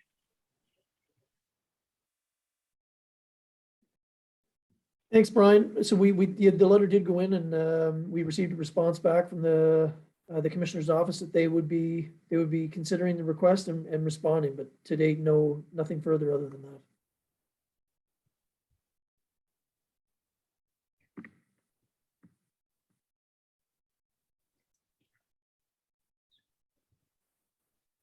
So anything else? It's 10:33. We can get the AGM underway unless people, anything else from the informal floor, I guess, before we get going. I think I know doing things virtually is not a preference for a lot of folks, but holy smokes, we had 61 people on the call at one point earlier, and so there's something to be said for accessibility and when we do things on a virtual platform. So I think that's great. And even just the ability for us all as professionals to get together and chat. We should do this more often. A, it's nice to see everyone, and B, I think it's just good to collaborate and share and vent, etc. on a regular basis. It's stressful times for everyone, and I'd be happy to continue to host this in some form in the future if we think it would be useful. So Jamie, quick one to touch base on that. I love that you said that. We're going to take you up on it because it's something the CPL committee has been talking about, having more informal sessions. So thank you for bringing that up. Be careful when you put your hand up sometimes. Yeah, exactly. You're on. So I'll encourage everybody to turn their video on if you're your hair is combed and you're appropriately dressed, of course, and Jamie? you're comfortable Jamie? doing that. I just got a message from the minister. He's having trouble logging on. Yeah. Can you send him the Zoom link again?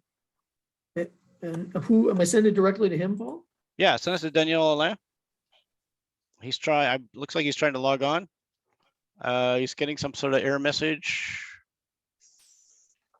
Looks like he's trying to Zoom by his phone. Hello. Oh, did he make it? Can you guys hear me? Yes. Hello, everyone. Welcome. Good morning, Minister.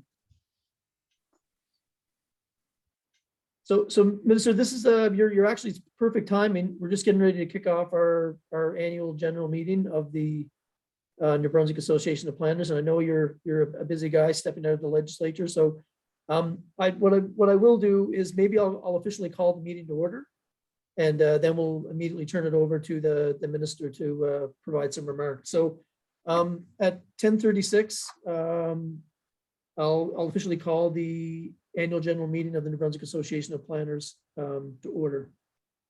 And I'll start by certainly after the presentation we received this morning.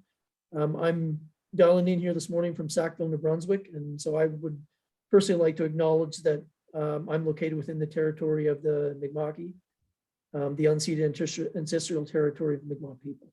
So I think that's important for us to, as an association, to acknowledge each and every time. So, Minister, I want to start by saying thank you for taking the time and agreeing to join us today. It sends an incredible message to our entire membership that you've agreed to do this.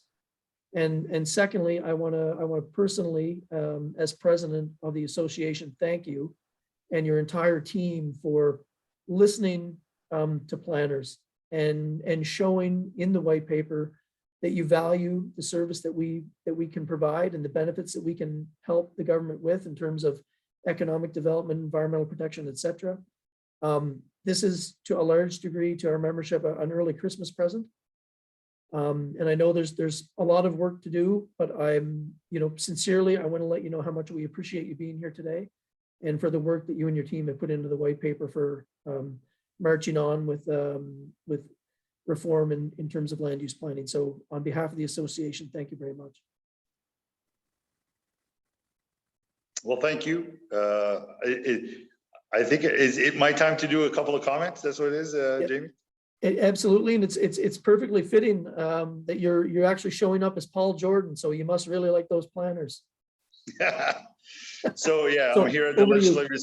I'm here at the Legislative Assembly. Puis merci premièrement pour m'accueillir à votre réunion annuelle. It's important that I talk to planners.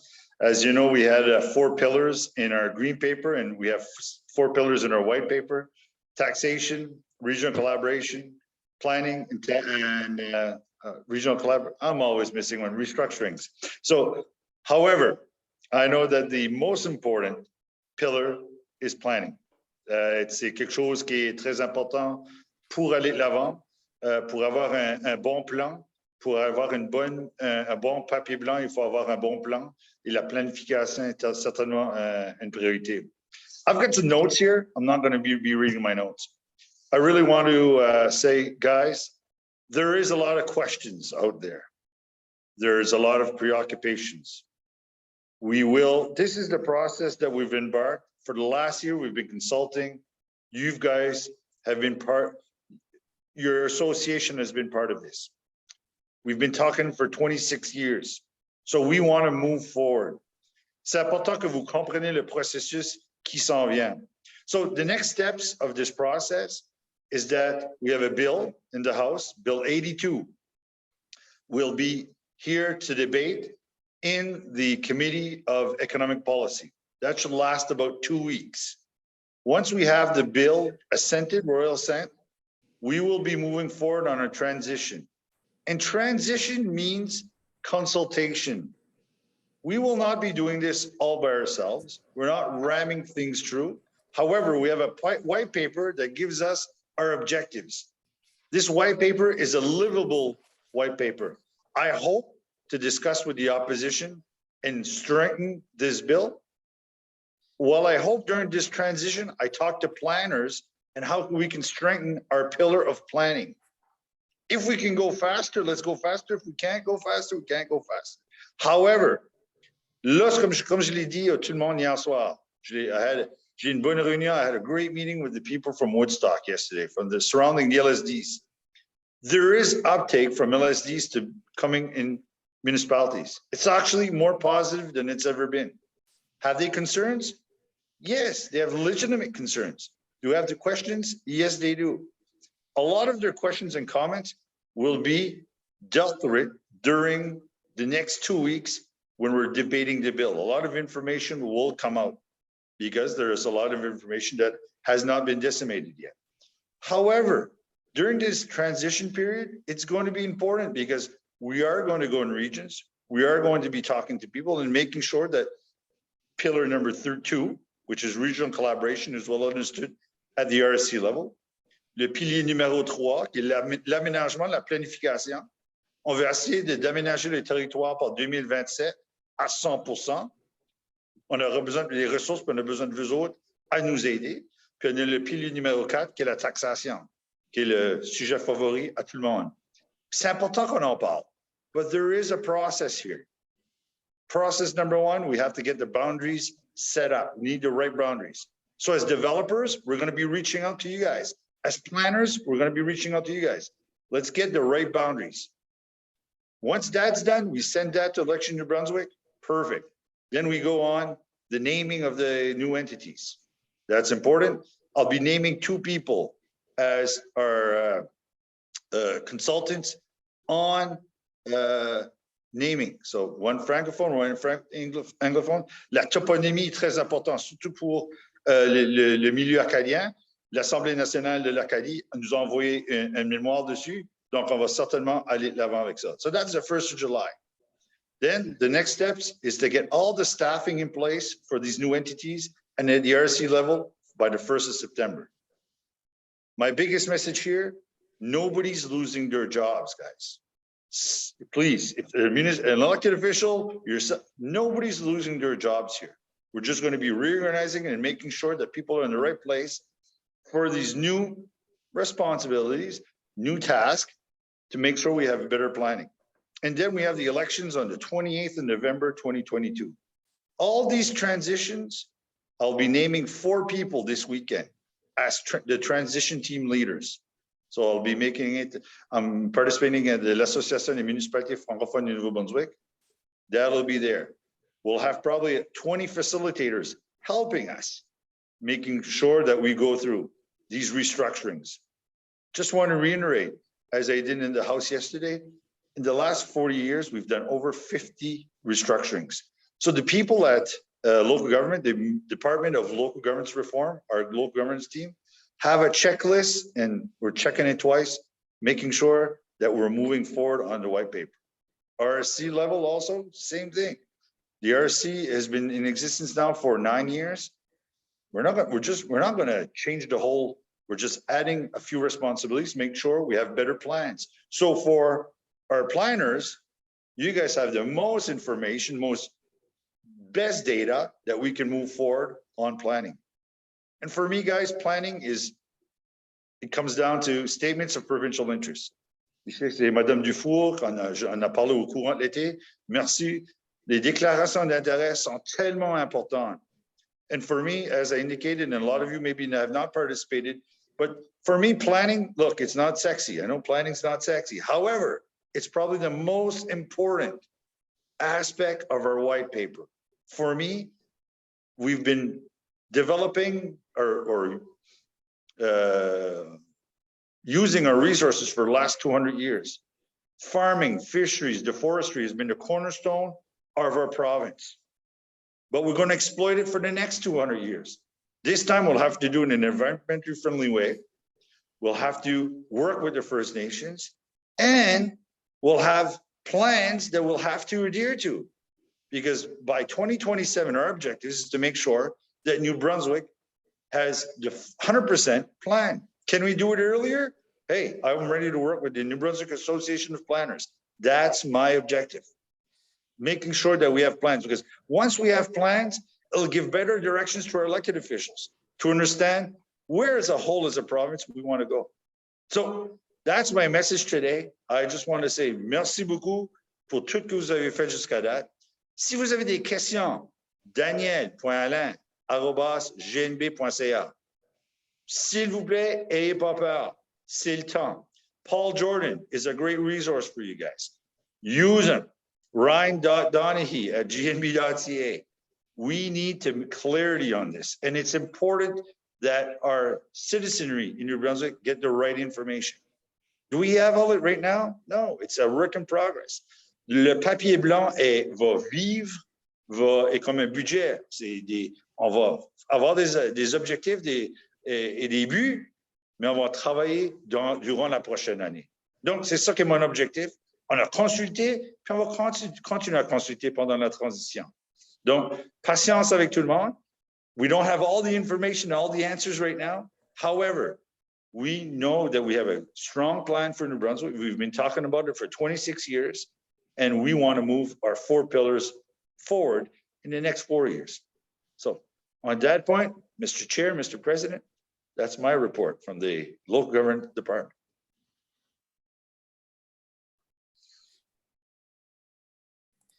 Thank you, Minister. Again, we really appreciate you being here. I guess all these years I thought planners were sexy, so we'll have to work on you for that one. No, it's not the people, it's the right. Policy of planning. It's sometimes tough. So thank you again. I know you've got a full agenda, yeah, so we won't hold you up. I'm going to go heckle the opposition there for a couple of minutes here. Merci beaucoup. Thank you. Thank you.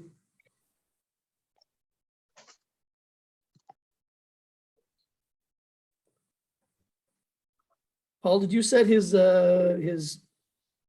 computer so that it would show up as your name as a little bit of a joke? He didn't have the right link, so he didn't have the right. He couldn't log on with his link, so I sent him mine, and so that's why he came up as my name. So he was struggling to get online, and so I just forwarded whatever you had in mind, and that's how he came up with my name. Well, so appreciate you doing the troubleshooting there and making it work. So the timing was spot on. So we'll move along. So the first item on the agenda is the adoption of the agenda.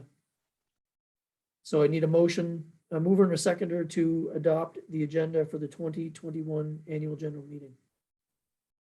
So Catherine's going to move it. Anybody want to? Tracy Wade is going to second it. That's great. Thank you. So we only have a handful of motions today, folks, and we've opted to just keep the technology as simple as possible. And so if you can wave at the screen or raise your hand, I'll try and shuffle between the two screens of cameras. Item 3 is the adoption of the minutes from our 2020 AGM. So I want to thank Kirk for pulling the package together and getting it out in a timely manner. So the 2020 minutes are there, and I'd be looking for a mover and a seconder for the 2020 AGM minutes. Wilson's going to move it. We're going to have a seconder. John Jervy, thank you. Kirk, you just let me know if I've gone too fast or you've missed anything. Okay, great. Item 4 is business arising from the minutes. Some of that will be discussed through the various reports again today, but is there any business arising from the minutes?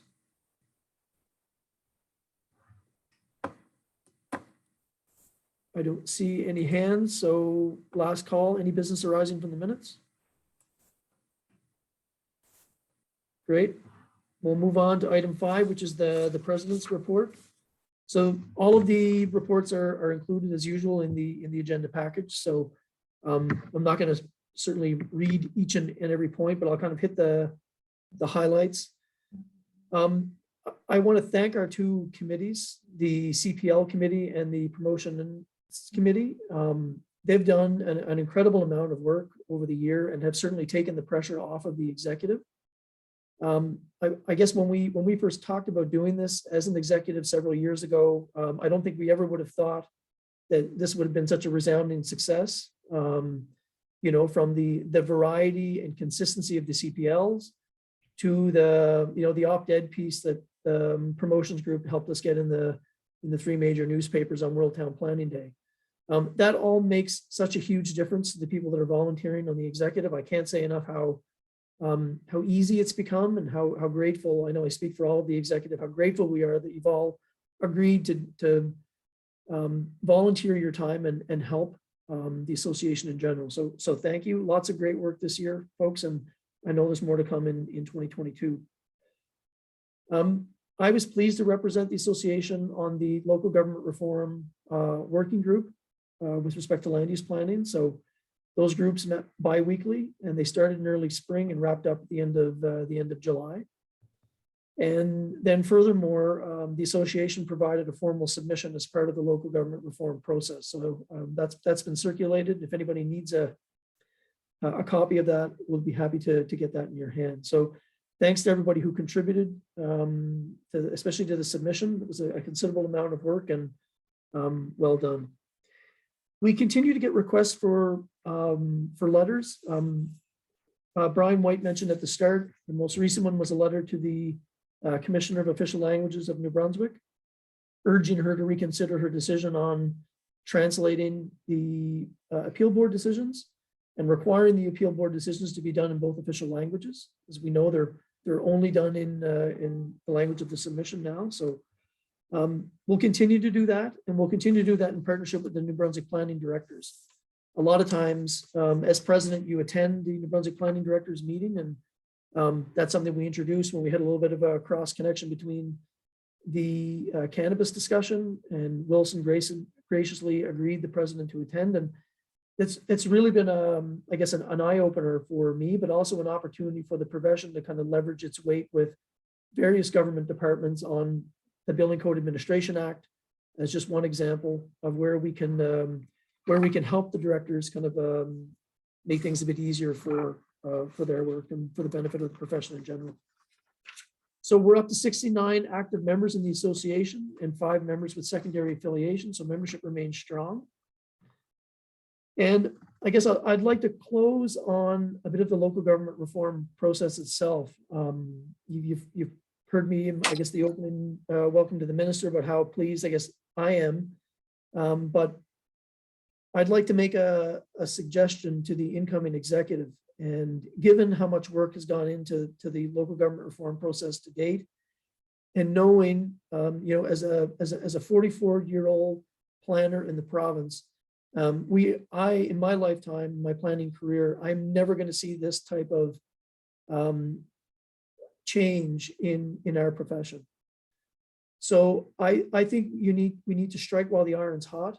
And I think, in terms, certainly listening to Paul's comments earlier, what I would suggest to the incoming executive is that we as an association create a local government reform committee, and that be staffed with a representative group from across the province that represents the association in its entirety, and that we're there as a resource to help the province implement some of these changes. They're going to need help, from recruitment to, ping-ponging ideas, and I think that would go a long way to show, an olive branch from the association to the government that we're here to help, and they can rely on our expertise and volunteerism to help do this the right way. So, as outgoing president, I would be happy to assist in any way I can as the incoming executive sees fit, co-chair, chair, volunteer or not. But I would be happy to offer any type of strategic advice for what it's worth to that group, if the executive feels that would be necessary. But that would be my one recommendation as an outgoing president. I skipped over the 2021 President's Bursary. We've talked about this several years, but we finally got that up and running and off the ground. And Darian Shekarina is I hope I pronounced the recipient's name right, but we had one submission this year in our inaugural year. So Darian will be receiving the $500 bursary to offset some of the cost of her studies. And lastly, I'd like to thank my colleagues on the executive. I'm stepping down officially at the end of this meeting as president. It has been a privilege to serve the membership over the past 6 years. We're all a little hesitant to volunteer, but sometimes you just got to do it. And we're all stuck for time. You know, time is precious. We all have families and pets and friends that we need to see, and it really is rewarding. So if you can dig deep and you can find some time, I would encourage everybody, if you have even the slightest inclination to volunteer and help our association, just do it. So thank you all for entrusting me over the last 6 years to represent the association. It's been fun, and I'm confident that the incoming executive is going to do a fine job in the years to come. So thanks, folks. So unless there's any comments on the president's report, we would move to the VP report and API business. Okay, thanks, So Jamie. I don't see any hands, so Gay, over to you. Thanks, Jamie. So I have, I think Jamie has said almost everything that I wanted to say. Thanks, Jamie.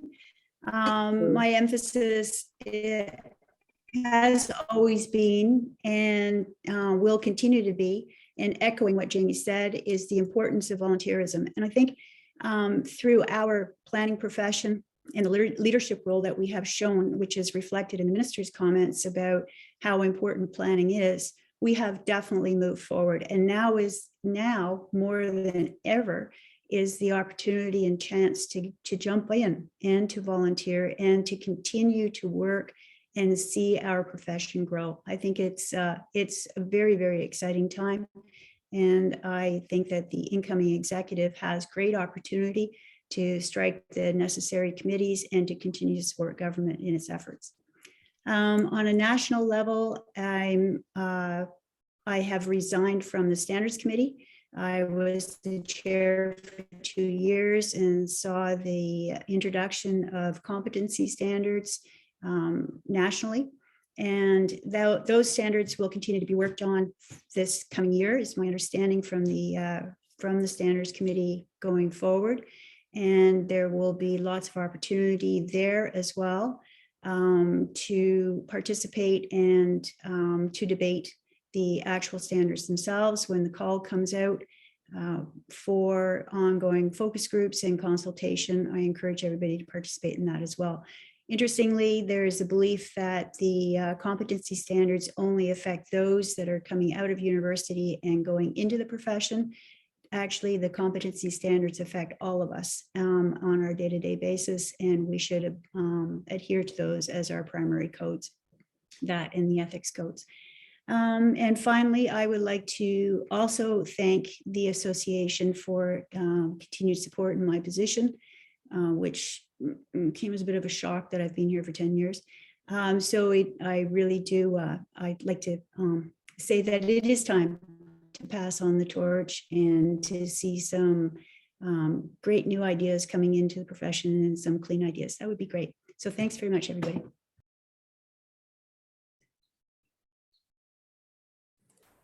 Thanks, Gay. Where Tracy's on the line, and Tracy is the president of API. Tracy, do you want to kind of piggyback on Gay and maybe say a quick update on behalf of API?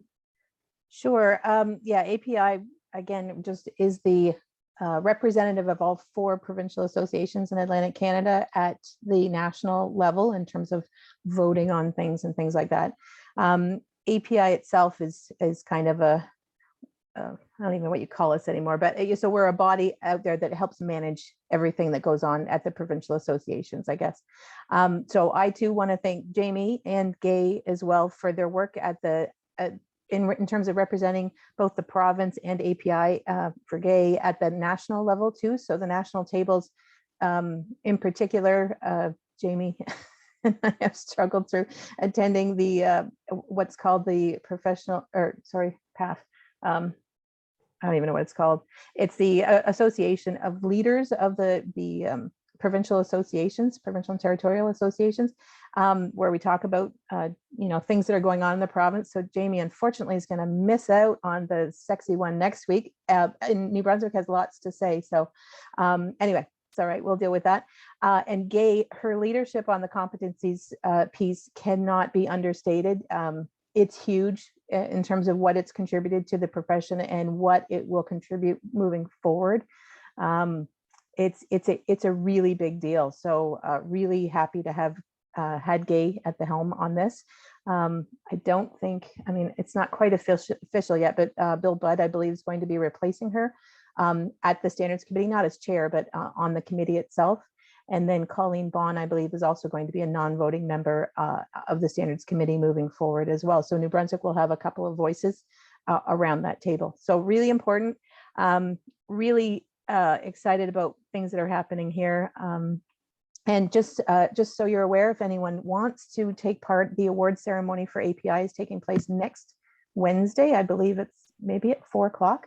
Anyway, there'll be something out with the API news that comes out from Michelle and the gang over at AOR. So take a look at that, and because there's a lot of recognition of volunteers and projects that are going on. That's it. Thank you, Tracy, and for agreeing to do that kind of on the impromptu spot. So thanks. I just want to acknowledge too that Michelle McDonald is on the call today. Michelle is the executive director of the Atlantic Planners Institute. So you know, I know Gay and I and Kirk and Andy have relied on Michelle and Jay and the rest of the API team for a variety of things over the years. So thanks, Michelle, for joining us today. And for those of you who don't know Michelle, please reach out and introduce yourself. Any questions on the VP report or API business? So going once, going twice. Any questions for Gay or Tracy? Seeing none, we'll move on to the financial report. So Andy, over to you. Great. Good morning, everyone. It's great to see so many participants in the call today.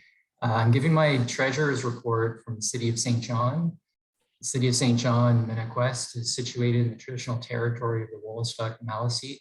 The Wolastoq-Maliseet, along with their Indigenous neighbors, the Mi'kmaq and Passamaquoddy, signed peace and friendship treaties with the British Crown in the 1700s that protected their rights to lands and resources. So you'll see included in the package both last year's financial statement and this year's for comparison. In 2020, a lot of our expenses were still devoted to translation. In particular, too, a good milestone was the development of our new bylaw. We remain in good financial standing overall, with our stable revenue coming in through membership dues, which is growing, and Cpl activities in 2020. I've also included the interim 2021 report, and again, a large portion of the expenses are going towards, or rather went towards, translation, in addition to development of the new Nbap logo, which you might have seen unveiled in some of the executive signatures and on the website. In 2021, there are several Cpl activities. These activities were managed to be offered for free, which is great. And I know they were very well attended. We didn't draw any revenue from them since they were free, obviously. So overall, while we're spending a little bit more than we're bringing in year over year, I understand typically the association makes up a lot of that with conferences, and hopefully once we can host one and get together again, we'll kind of bolster our bank a bit. Included in the package as well is the draft 2022 budget, ongoing commitments, including the bursary and subcommittee budgets. We've been trying to implement a few initiatives with our financial, bookkeeping, including moving some of our portion to a reserve for a discipline fund, and really just implementing some of the new requirements of the bylaw. So with that, I'd close my report, and I'd just like to really acknowledge Jamie and Gay, 6 and 10 year, the tremendous commitment. It's been wonderful to work with you, and really looking forward to working with the new executive. Thank you. Thanks, Andy. Much appreciated. Any questions for Andy on the financial report?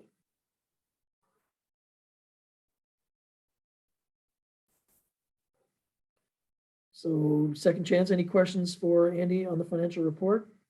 I'm not seeing any hands, so thanks, Andy. Item 9 is the promotions and advocacy I'm not even going to try it. Committee report. So I'm not sure who's doing this. Is it Josh or Josh? You're nodding your head. Go for it. Sorry, Yeah, thanks. I think we want to miss the CPL committee though. Yep. Oh, Back to thank number 8. you. So back up to item 8, which is the CPL committee. And Caitlin, I believe that's you or Susan. Hi, yeah, it's me, Susan. Thanks, Susan. Yeah, no worries.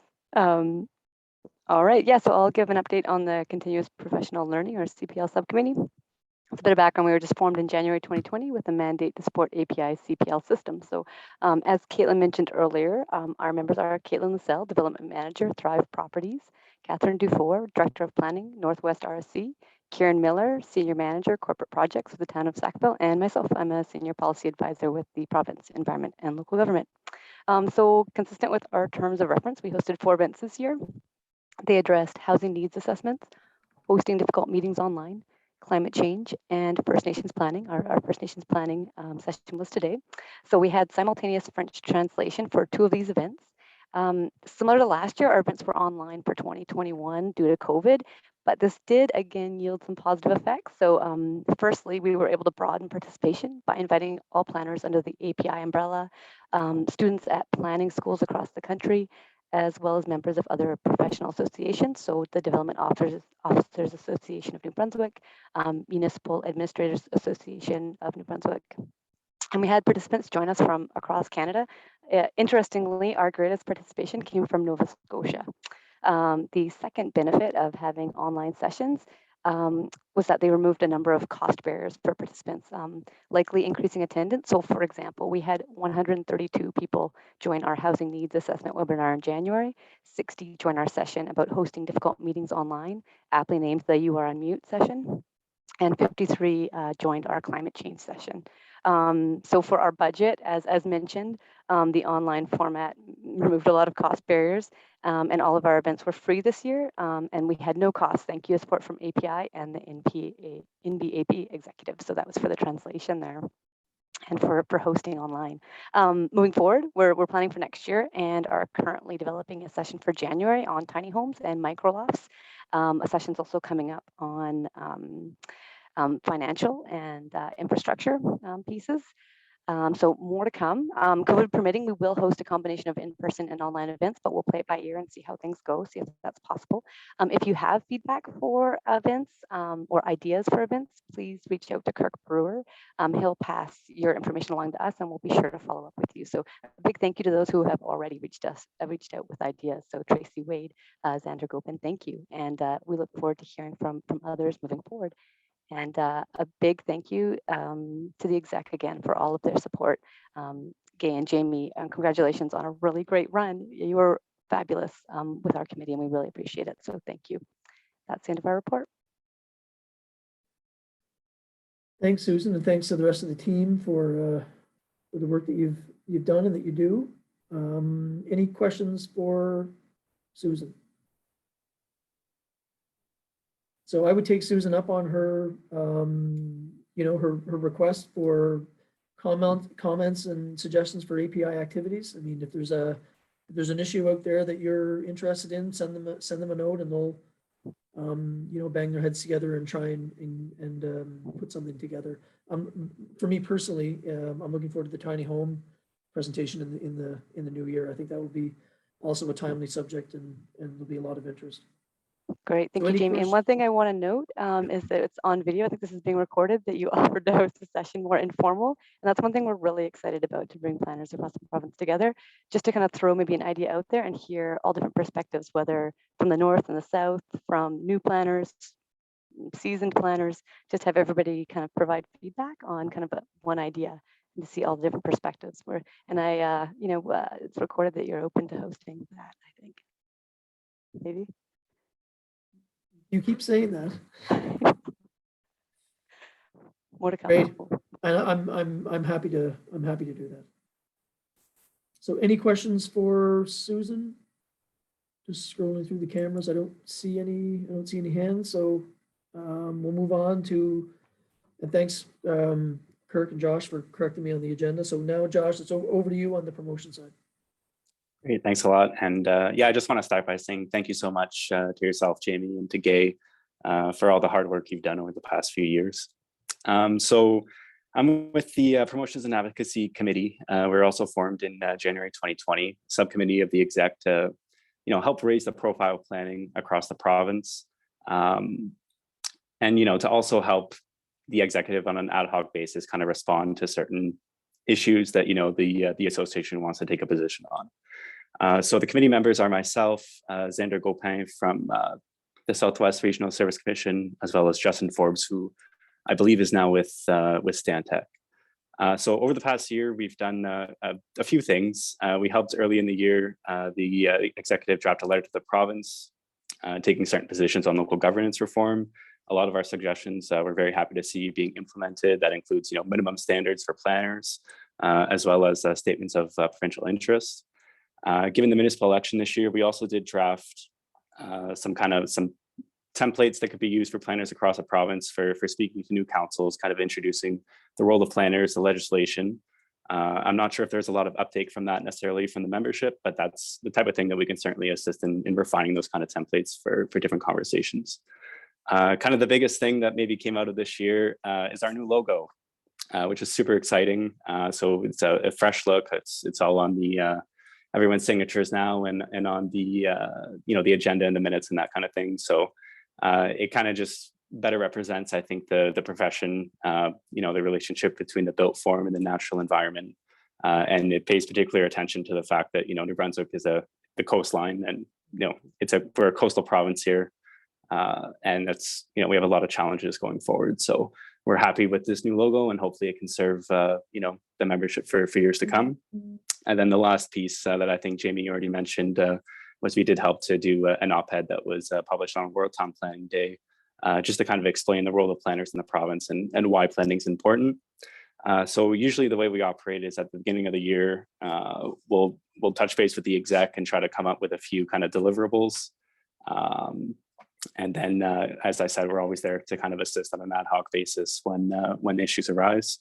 I think next year might be potentially busy for us, just given all the changes and all the great stuff that's happening. So I'll just kind of finish by saying, if anyone is kind of interested in joining this committee and kind of trying to, promote planning and promote the profession, we're more than happy to help you with that. And if anyone else has any issues that they would like to be raised, you can certainly always reach out to us, and through the exec, we can always help to assist, taking positions on different issues. So thanks.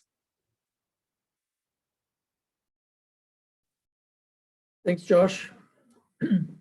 I particularly want to point out the op-ed piece that you guys pulled together for World Town Planning Day.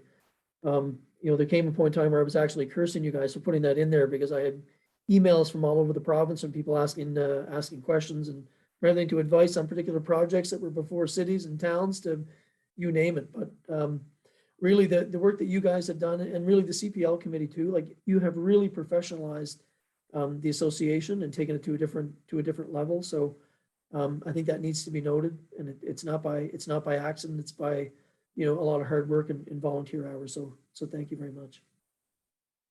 Any questions for Josh? Scrolling through the screen, I'm not seeing any hands. So one last chance. Any questions for Josh before we move on? So thanks, Josh.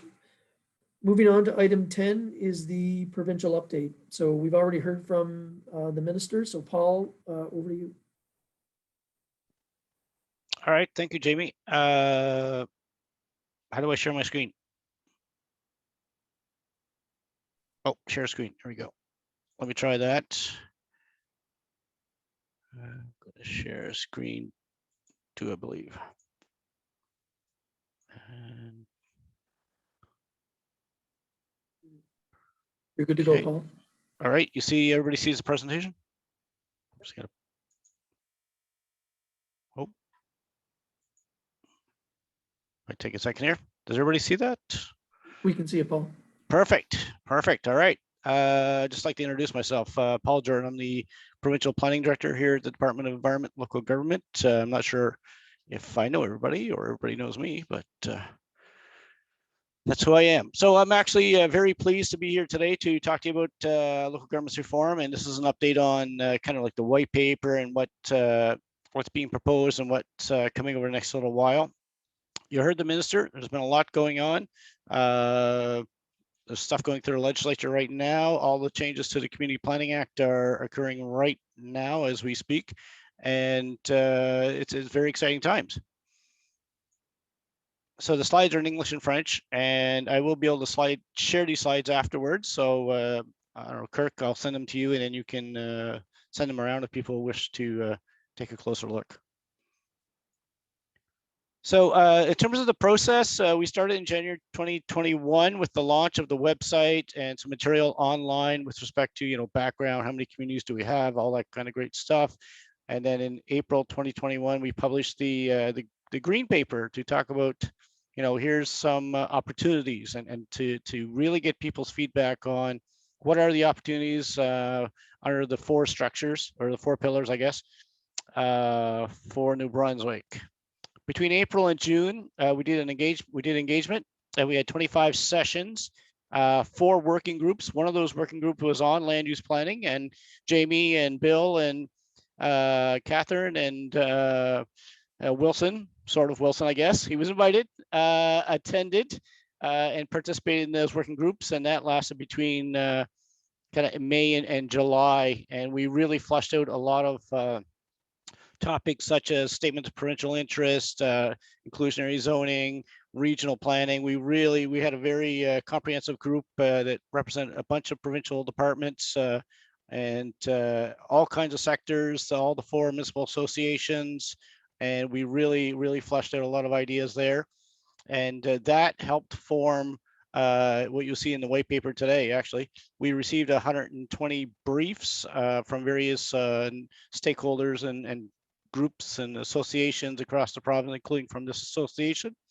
We had 200 plus emails. We had 1,200 online survey responses. We had an online survey, and all that was summarized into the what we heard document, which came out in September. And then since September, we've been doing further engagement, and the First Nations have been engaged throughout the process. Just gonna see if I can make this.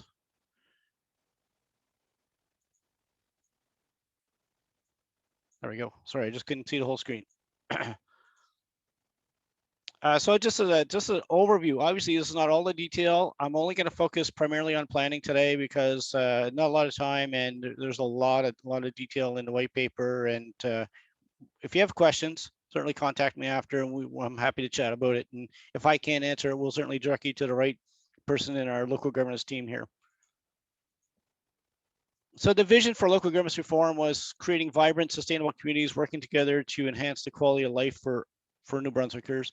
And as I mentioned, there were 4 pillars: 1 on structures, 1 on regional collaboration, and 1 on land use planning. And the 4th was finance and taxation. So pillar 1 was structures. So there are 4 types of restructurings taking place: incorporate LSDs into rural communities, merge local governments and LSDs to form larger local governments, annex LSDs with adjacent local governments, create 12 rural districts to replace the remaining LSDs, the areas that were not incorporated into local governments. Legal boundaries, we're working on those. You saw the maps are in the white paper. They're not overly detailed, but they're representation.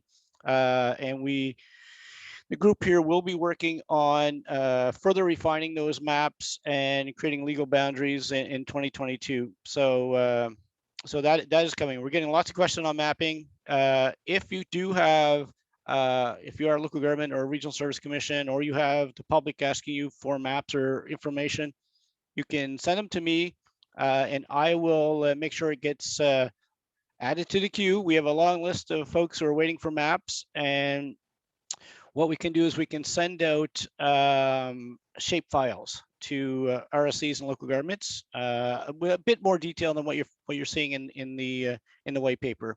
But obviously, that's not the final map. That's not the legal map, but it just gives a bit more detail. So we're going down to 78 local governments and 12 rural districts. So that's a substantial change in terms of structure of the province from a municipal governance point of view. Now, in terms of land use planning, and that's, like I said, that's what I'll focus on today. Well, in terms of what we're working on statements of public interest. And specifically, we are focusing on agricultural lands or agricultural uses, climate change, settlement patterns, and natural resource development. What those will be in the details, that is what we will be working on over the next few months.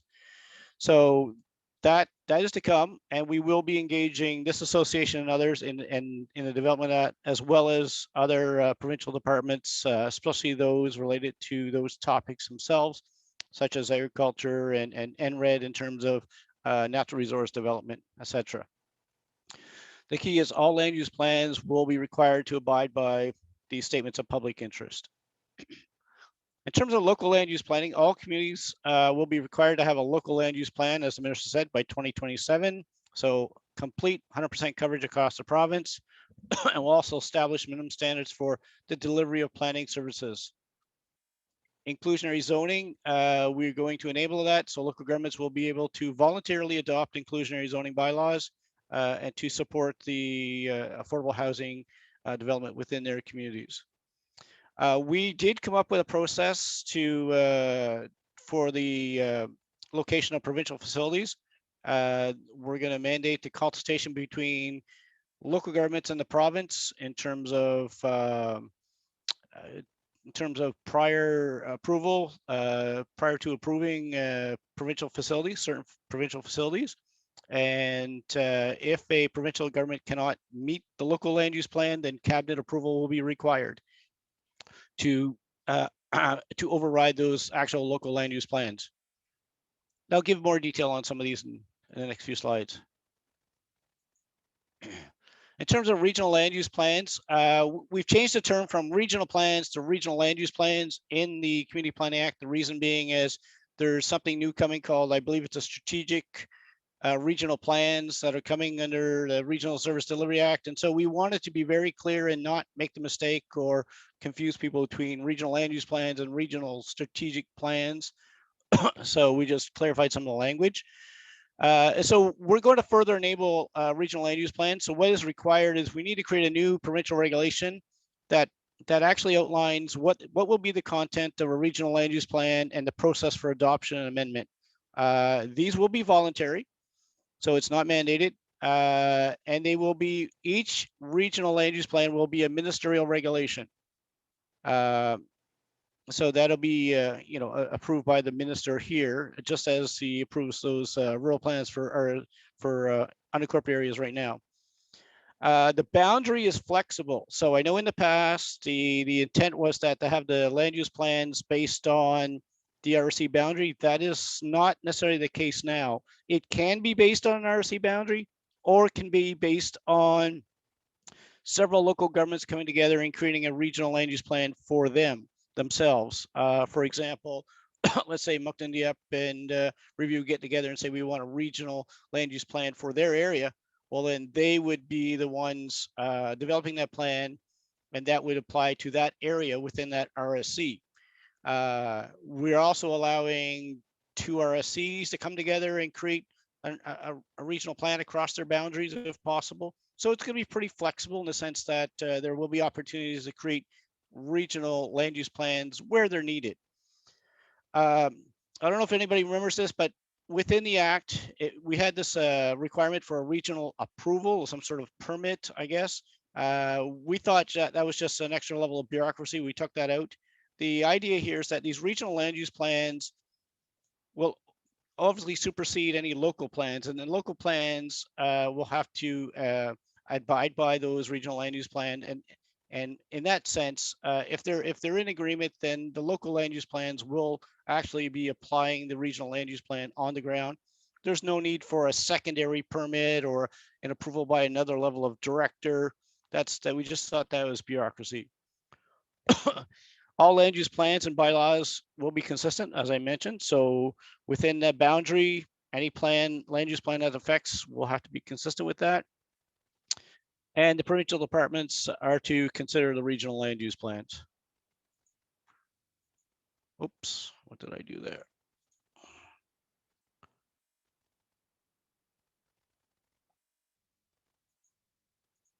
There we go. We're establishing new professional standards. We redefined the term planner to reflect the RPP Act. So that's a change from what's there now. The provincial planning director must be an RPP. That's a change as well. All RSCs and local governments must appoint a planner, an RPP planner as planning director. The planning director will also serve as a development officer, and then the planning director can then appoint other individuals to be the development officer. I know I had that question from the Development Office Association this morning. Very, very concerned and excited that, my gosh, we're out of a job. And I said, no, that's not the case. The case is that every local government will appoint a planner as a planning director who will then delegate to others the ability to be the development officer. When you read the act, we believe that it was the intent all along. We're just clarifying that. We also removed the term planning officer from the Community Planning Act. That term wasn't even defined. That is not it's not a planner, it's not a development officer, it was somebody in between, and we just felt it was just redundant. And so we removed it. You're either a planner or you're either a development officer, or, that's it. There's no in between, there's no planning officer. So as you can see, we cleaned up the act a little bit in terms of some of the issues that we've had for years. Also, new standards for planning documents. All new plans and amendments to municipal plans, rural plans for villages, rural communities, all these things, zoning bylaws must be endorsed, essentially stamped by an RPP. So that's a new standard. So make sure you get your stamp if you're preparing a plan or zoning bylaws or amendments.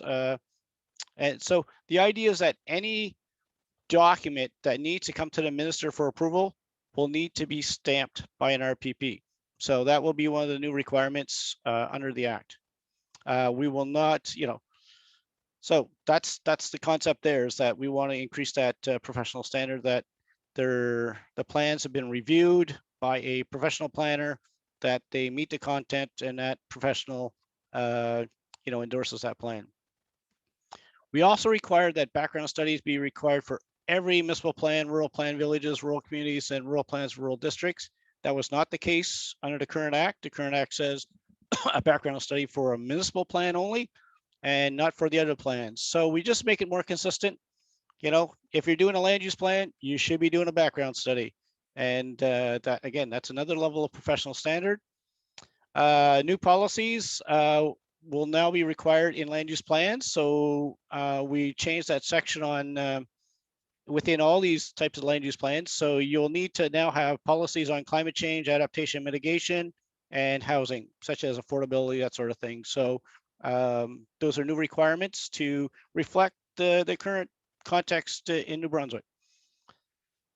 As well, all land use plans will have to be reviewed within 10 years of their date of adoption. That is a change. Currently, the Act says that plans have to be reviewed 10 years after the 2017 Act came into effect, and we knew that was not what we wanted. The idea is here that plans are constantly reviewed and updated and amended so that they're a living document. Other new standards, we fixed some positive covenants aspects. Agreements such as subdivision agreements, etc., will apply to subsequent landowners when they're registered. So you'll see those changes in the Act, so that it's a bit more consistent. We improved the language. There was some inconsistency between the language, and we just wanted to fix that up. And that was a recommendation from the City of Moncton. We appreciate that recommendation.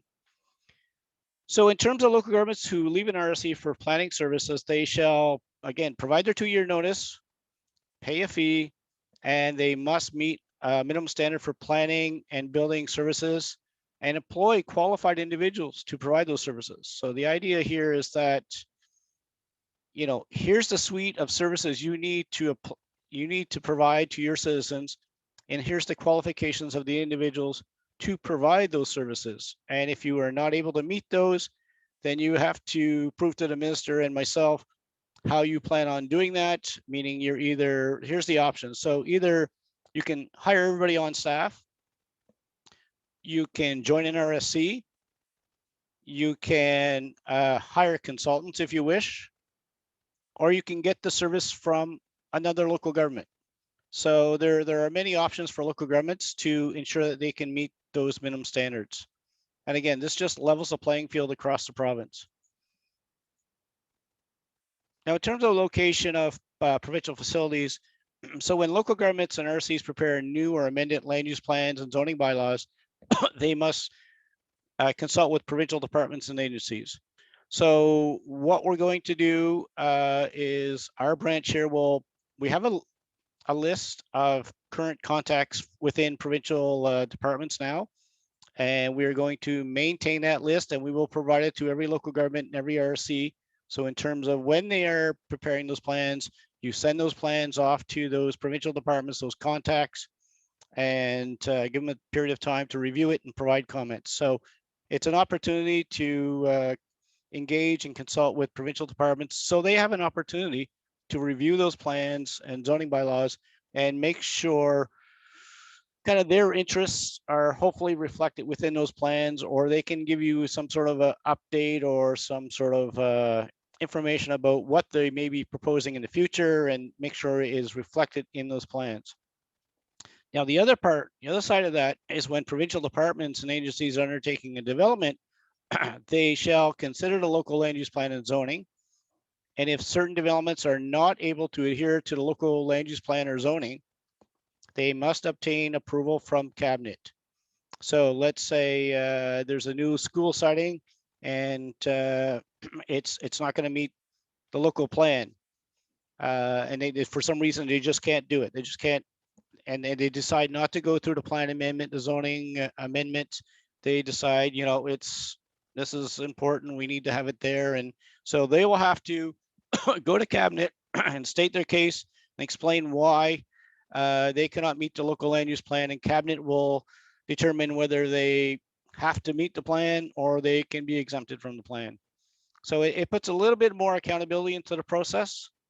Over the next little while, our branch will be working with the various provincial departments to also prepare some sort of checklist or some sort of information about what does it mean to shall consider the local land use plan. So what are the things they need to do in order to prove to the local government or ERC or to cabinet that they've actually reviewed that plan, they considered it, they looked at all their options, and for some reason they can or cannot meet that plan.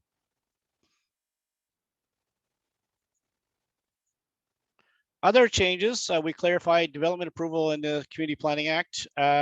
You know, this has been a big discussion for the last year or two about development permit versus, you know, being removed when the old Building Code Administration Act came into effect. So we went through and we used the term development approval because we felt it was broader than just development permit.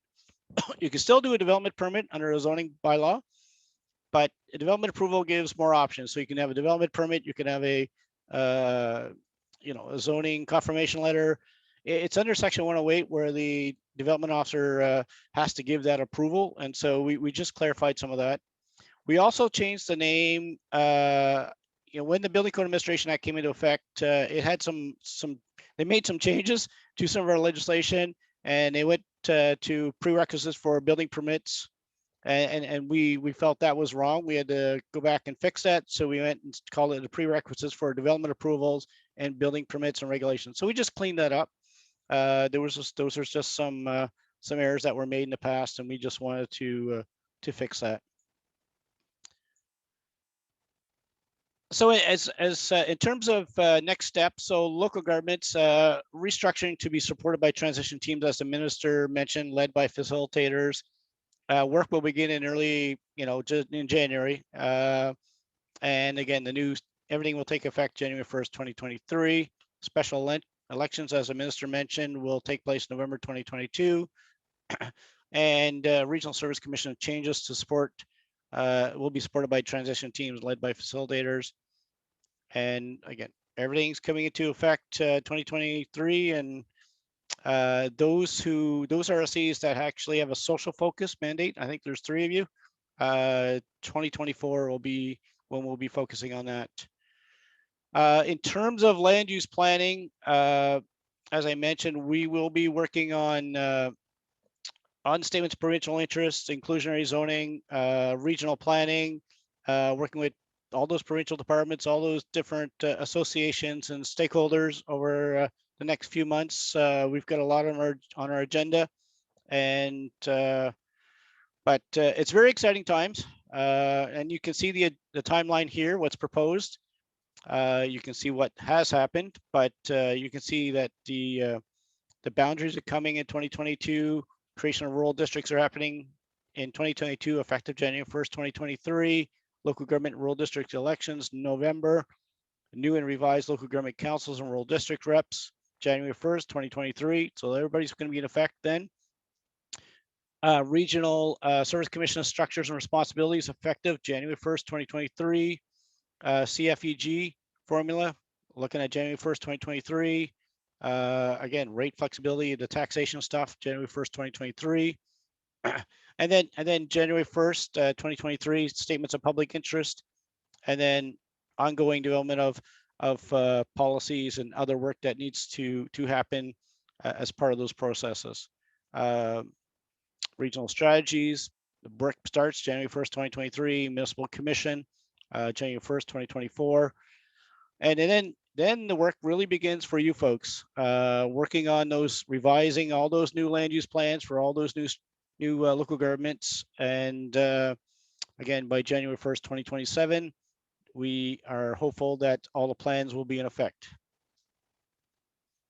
So I think that's the end of my presentation. So I'll take some questions. I'll just make this smaller. So thanks, Paul. So there's a couple questions in the chat, and a couple of comments. I'm just scrolling through here. I see John Jarvie suggested that regional infrastructure should include the provincial road network, and not just buildings. And then Danielle has asked the regional plan, could it include regions in different RSCs?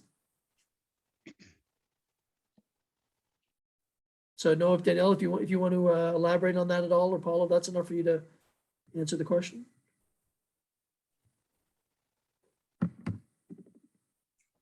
Paul, did you bail on us?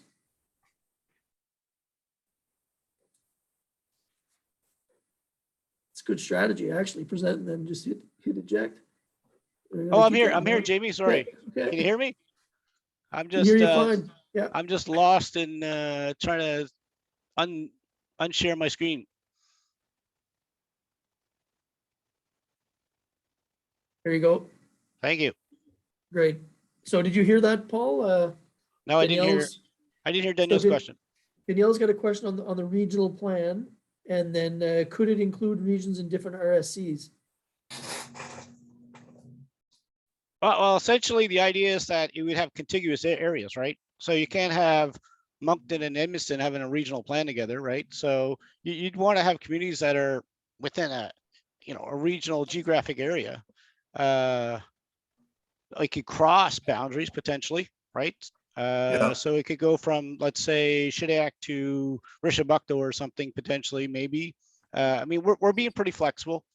Okay.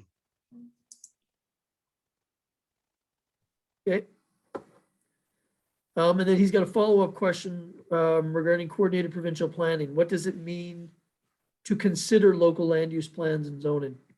Yeah, that's something we're going to be working on with the provincial departments to figure out what that means. And our thoughts are some form of checklist, meaning that the provincial department has consulted with the local government, maybe got a zoning confirmation letter or something along those lines. So we need to, the onus is going to be on the provincial department to demonstrate that they have reviewed the plan and reviewed the zoning and figured out what it means and explain why they essentially, if they're opting out for sure, why they cannot meet that plan. What are the circumstances around why they can't get a zoning amendment or what have you to make themselves legitimate within that plan.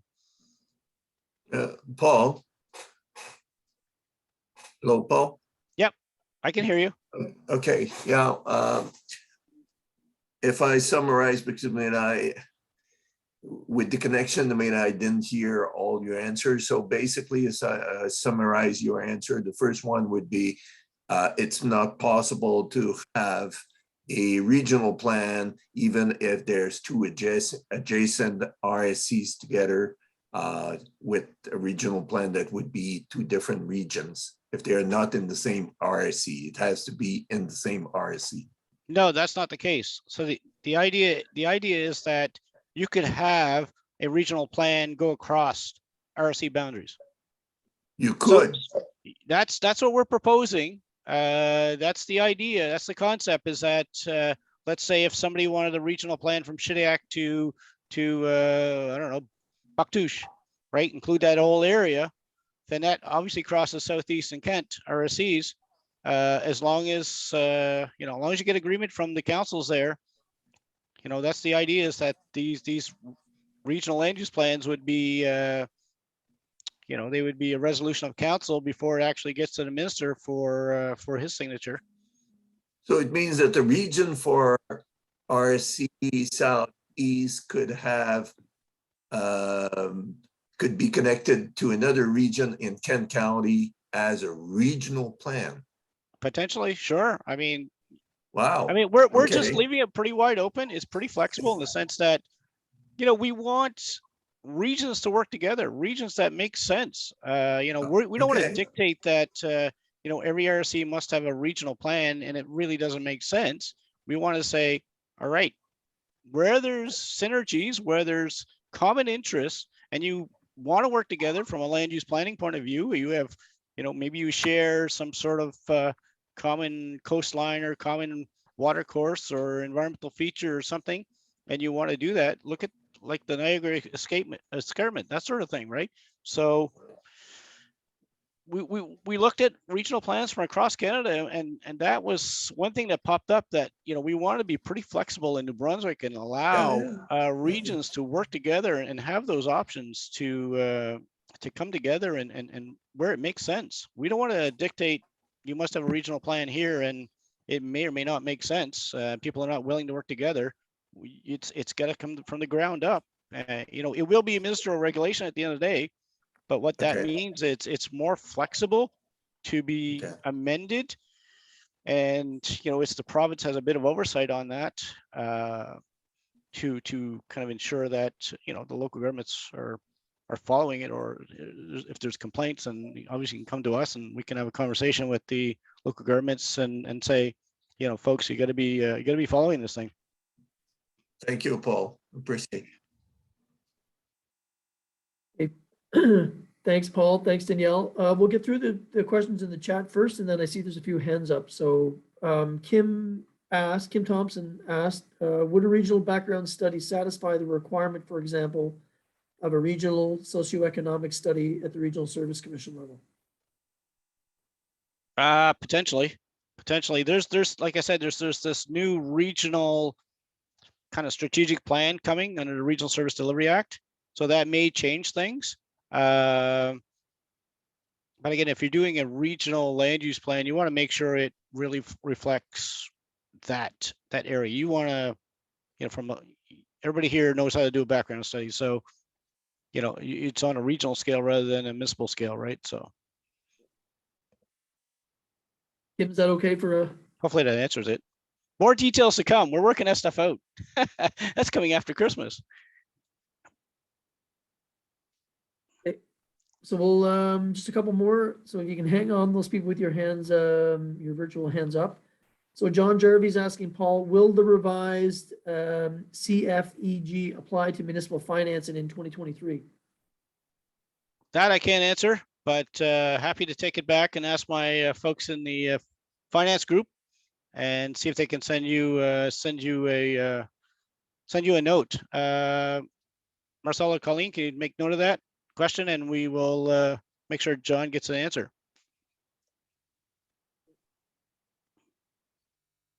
And CFEG, what is the acronym? Am I having a moment here? Community finance, something. Hi, it's Susan Community here. It's the funding community funding. equalization. Yeah, fund You've got it. equalization grant. It's the That's what it is. unconditional grant transfer from the province to local entities for local service provision. But I don't think I've ever seen the acronym. I So try to thanks, stay out John. of the accounting folks here. And they stay out of planning, so we're good. In order to do our budgets for 2023. Yeah. But we have to get it before then. Yes, oh, for sure. Yeah, that's understandable. Yep. Then moving on to Pascal, he's asking if you can you explain a little bit more on the proposed municipal commission? This is what I'm also interested in, Paul. Yeah, so I know a little bit about it. I don't know a lot. I just know that the New Brunswick Assessment Planning Appeal Board is going to be there. And a few other entities are going to be there. I think the Capital Borrowing Board is going to be there. So they're bringing a bunch of groups to create this new kind of organization. But I don't know a lot of detail. And Pascal, we will get more information and email that to you. I might be able to help if you want.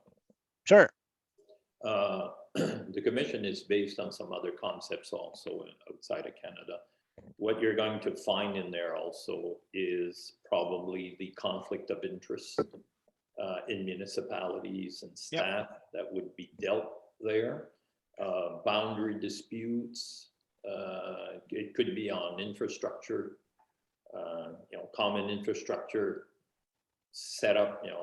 You build an arena and people use it but don't pay. So, I mean, it's going to be almost a administrative tribunal in certain instances, in certain cases. And I think other things can be helped out. The objective is to get all of that craziness that happens with conflict of interest and those other areas, take it out of the RCMP and all that type of stuff, which never gets anywhere, and to bring it more to a focused organization that will standardize that for the province of New Brunswick. And yes, there will be the planning appeal, which will be there. I think there's probably opportunity to reinforce provincial planning appeal, because when you put it under that type of a hat, it's easier to go in and try to do some enhancements down the road, because you're looking at the entire thing. Pascal, you're okay with that?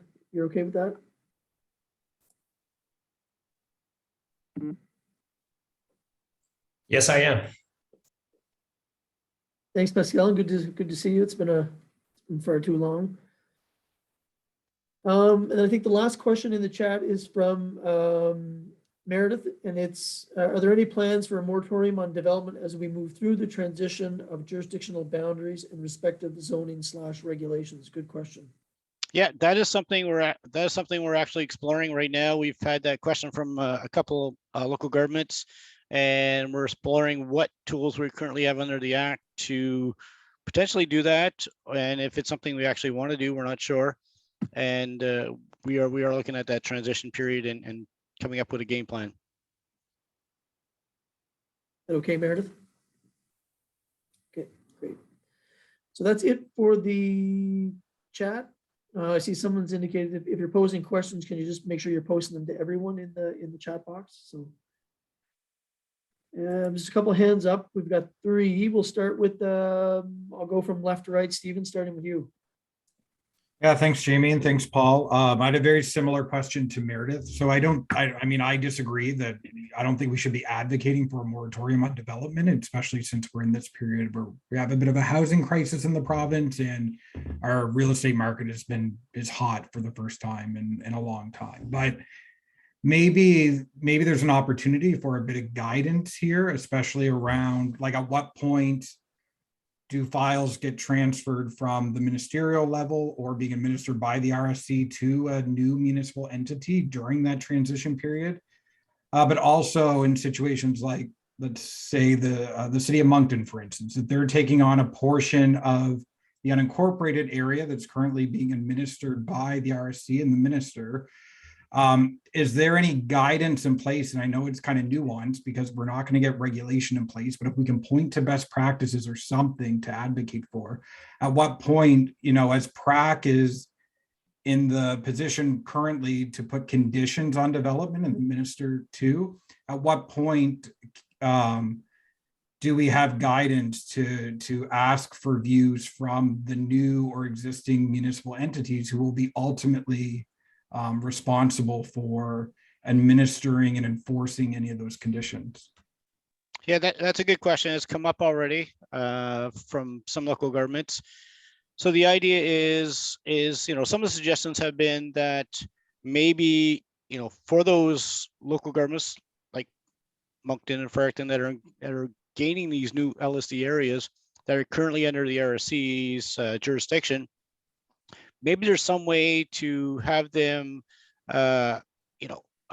request the city's reviews or comments on review it and comment before a decision is actually made. Maybe it's a plan amendment, a zoning, maybe it's a new subdivision, maybe it's a PRAC decision.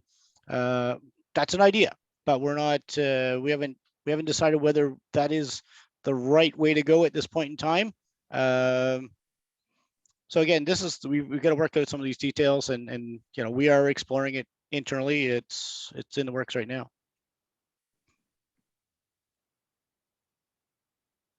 Thanks, Paul. Thanks, Stephen. Andrew, over to you.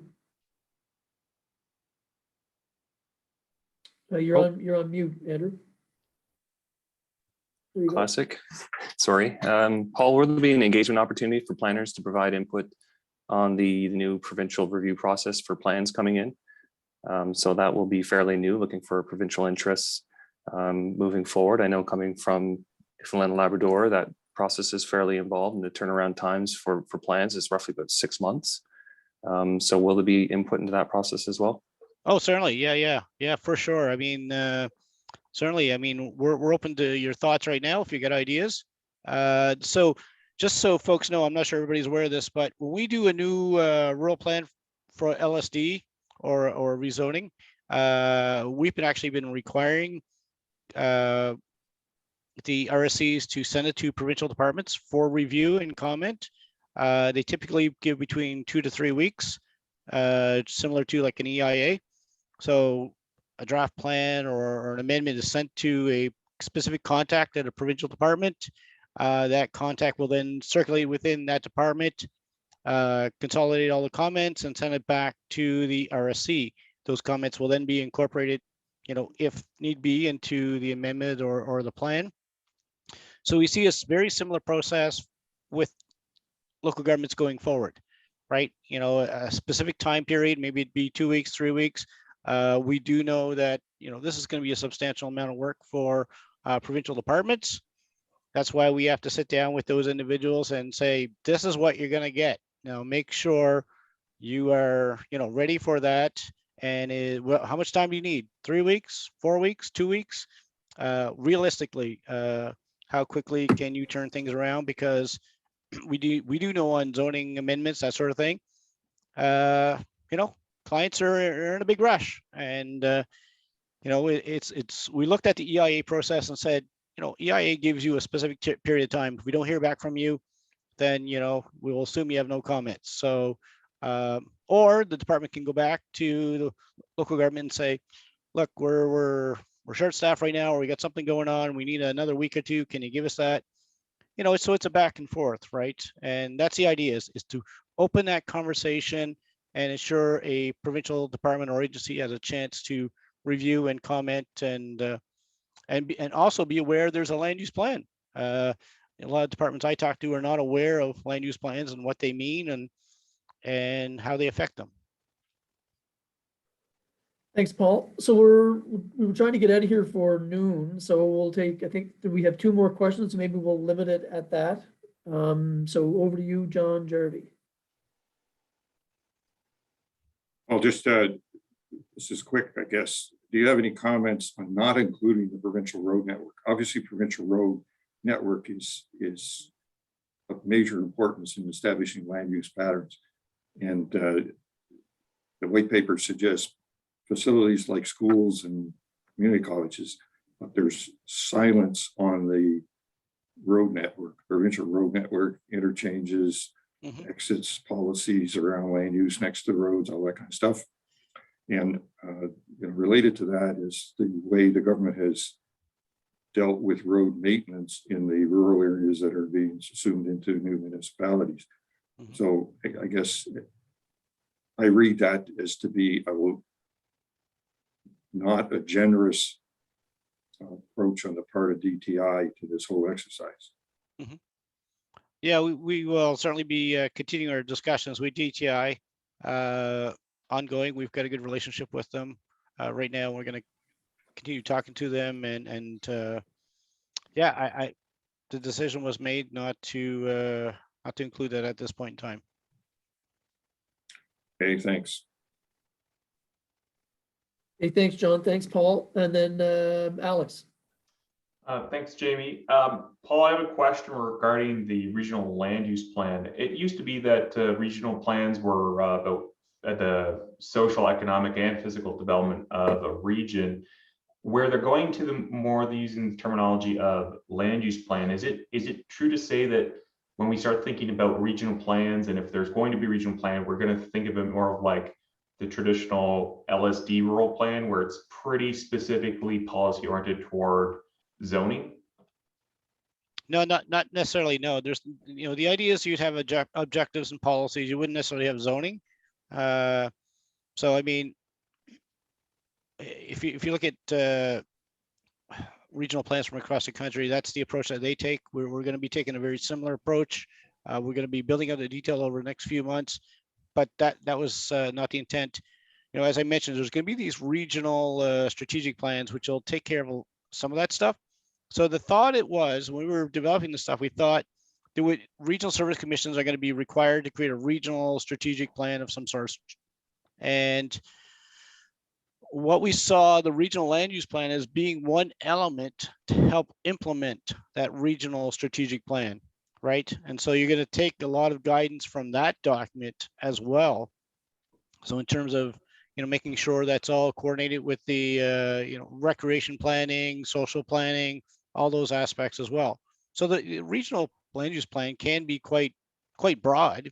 We don't foresee it to being like a regional plan for LSD, but it's more of a higher level, giving general direction for the region, right? It's cooperation on land use aspects. With regard to the regional strategies, those don't necessarily have to be prepared by planners, right? They're more organizational, or? Yeah, that's correct. So they're not by planners, but we would certainly want to see planners participating in those. And we do see a role for them. And as I mentioned, we see the regional land use plan as being the next step down, right? The next implementation document as being part of that. All right, on. Also, I just wanted to make a comment. I like that the RDC is included as potentially funding plans and plans for infrastructure. Okay, thanks. Thanks, Paul. Thanks, Alex. And I think Andre had a question in the chat. Are we looking at the Crown Lands Act Section 8 that can exempt Crown land use from the Community Planning Act? Yeah, so all that's being taken into consideration. And, we got Section 120 of the Community Planning Act as well. That's still in place. So we're going to be working with the Crown Lands folks. Ken, I see Kent and Kinney on the call, and sorting out some of those details, how this is going to work going forward. We'll be in touch with them after Christmas for sure. Thanks, Paul. Thanks for the question, Andre. So listen, folks, lots of good questions and discussion there. And maybe what I would suggest is that as we move along with the, you know, the transition teams and the rollout of this, that maybe, and Paul, I guess I'm putting you on the spot here again. It may be worth doing just a little bit of a Q&A with you with the membership at some point, like this in an informal setting. So I'll leave that maybe it's just as a suggestion between you and the CPL group to collaborate on. I know as the details start to come, there will be questions from the membership. So that may be one idea to have a bit of an avenue that the communication keeps flowing. Yeah, we'd be happy to answer questions or participate in any meetings going forward. A couple things we are going to be doing. We will be doing a kind of a side-by-side comparison document, like an explanation of what changed in the Community Planning Act. We will be putting that together so that people can clearly see, hey, this is what changed in the act. So it's very, very clear. We will be, with any new legislation, we will be doing guidance documents. So let's say if we when we have SPIs, we'll be putting together some guidance documents on, you know, what does this mean? How do we apply it? What does this mean for councillors and planners and local plans, right? And so we'll be building out all those details over the next year. And we're open to ideas. You got ideas, questions? Feel free to email me, call me, or any of my staff, and we'll do what we can to answer and keep the ideas flowing. Thanks, Paul. And I know it's, I appreciate you putting yourself out there, you know, and agreeing to do that. It's, there's a lot of questions and a lot of work. So kudos to you. Just before we move into the other business, which is mainly, Dallas is going to take over and talk a bit about the executive election. Just a few housekeeping things. Kieran wanted me to note that the Dylan collaborative presentation this morning is worth 1 CPL. And then Dallas, you can correct me if I'm wrong, but the AGM itself, I believe, is another 1.5. So a reminder to make sure you log your credits as we enter the tail end of the year. And then secondly, I know we didn't get an opportunity to meet in person, and that not everybody is comfortable traveling, but we are going to have a little social holiday get together on the 16th of December at Happy Brewing in downtown Moncton. So if anybody wants to make a trek to Moncton and do some shopping or you know, crush a few pints, we'd be happy to have people from across the province join us if you're willing to travel. So it's about 6 p.m. On the 16th. Just let me know if you're able to attend, because the booking is flexible and I just need to add seats to the table, and they want me to give them a few days notice. So if you can join us, happy to have you. It's been nice seeing so many faces that I haven't seen in ages. I haven't seen Kenny in ages, as an example. So it's really nice that to see people on the call today and for coming out. We're still at, I think, 50 participants, 3 hours in. So a real successful morning, folks. So with that, Dallas, I'll turn it over to you. And then perhaps you may want to let the new president know that it will be up to him to call the meeting to adjourn. So Andrew, that'll be your first item of business as the new president. So Dallas, over to you. Sure. Thank you, Jamie. I'll be real brief. Can everyone hear me okay? We can. Great. Look, thanks to the NB Planners Association for once again asking me to be a scrutineer of the elections. I'll get right to it. On October 2021, a call for nominations went out. It noted that there would be two returning members of the executive. That is Kirk Brewer and Andrew Reid. And it also noted that there would be 2 vacancies, as Jamie Burke, yourself, and Gay Drescher will be stepping down. As there was only those 2 vacancies, I received 2 nominations from 2 members in good standing for Andrew Smith and Stephen Stone, and I've confirmed their acceptance of the nominations. As there were only 2 nominees and 2 vacancies, Andrew and Stephen will be elected by acclamation. And as there weren't more candidates and vacancies, there's no need for a vote here. One thing I'll mention in closing is that in the new bylaws, the process is a little bit different, in that the bylaws state that we elect people to the executive committee who then immediately after the AGM decide amongst themselves what role they're going to serve. So the old process where we elect a person for president or vice president is kind of outdated, and now this is the way it's going to go going forward. Additionally, I would note that the new bylaws allow for anywhere between 3 to 7 members. So in the future, it might be good if there's any inclination to decrease or increase the role in the executive to make that known in the call for nominations, so we know how many things there are. So with that, I'll just reiterate that the new members of the executive will be Andrew Smith and Stephen Stone, and they're going to join Kirk Brewer and Andrew Reed, who will meet after the meeting and decide amongst themselves what role they serve. Since I'm doing this now, I'll thank you, Jamie and Gay, for all of you guys' service as well as everybody else that's on the committees. With regards to, since I have the floor here, with regards to CPL, I'll mention that the morning CPL session was 1.5 CPLs, as is the AGM. They're separate, so it'll be 3 for the entire morning.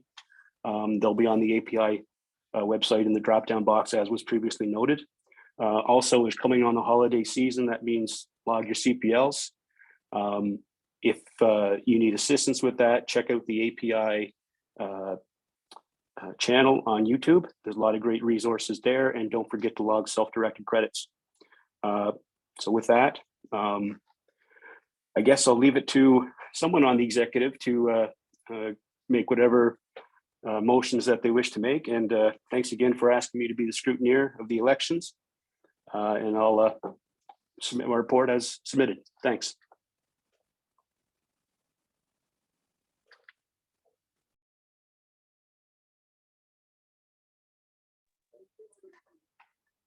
Am I calling the meeting to adjourn, Jamie?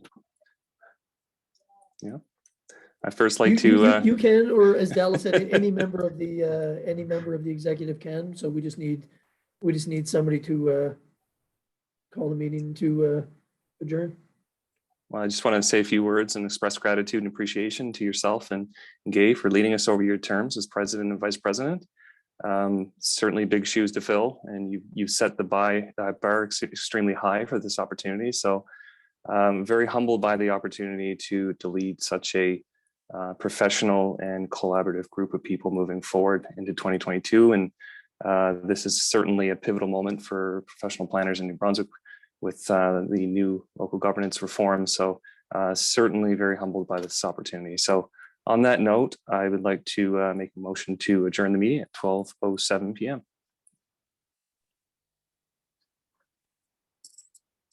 I'll second that motion.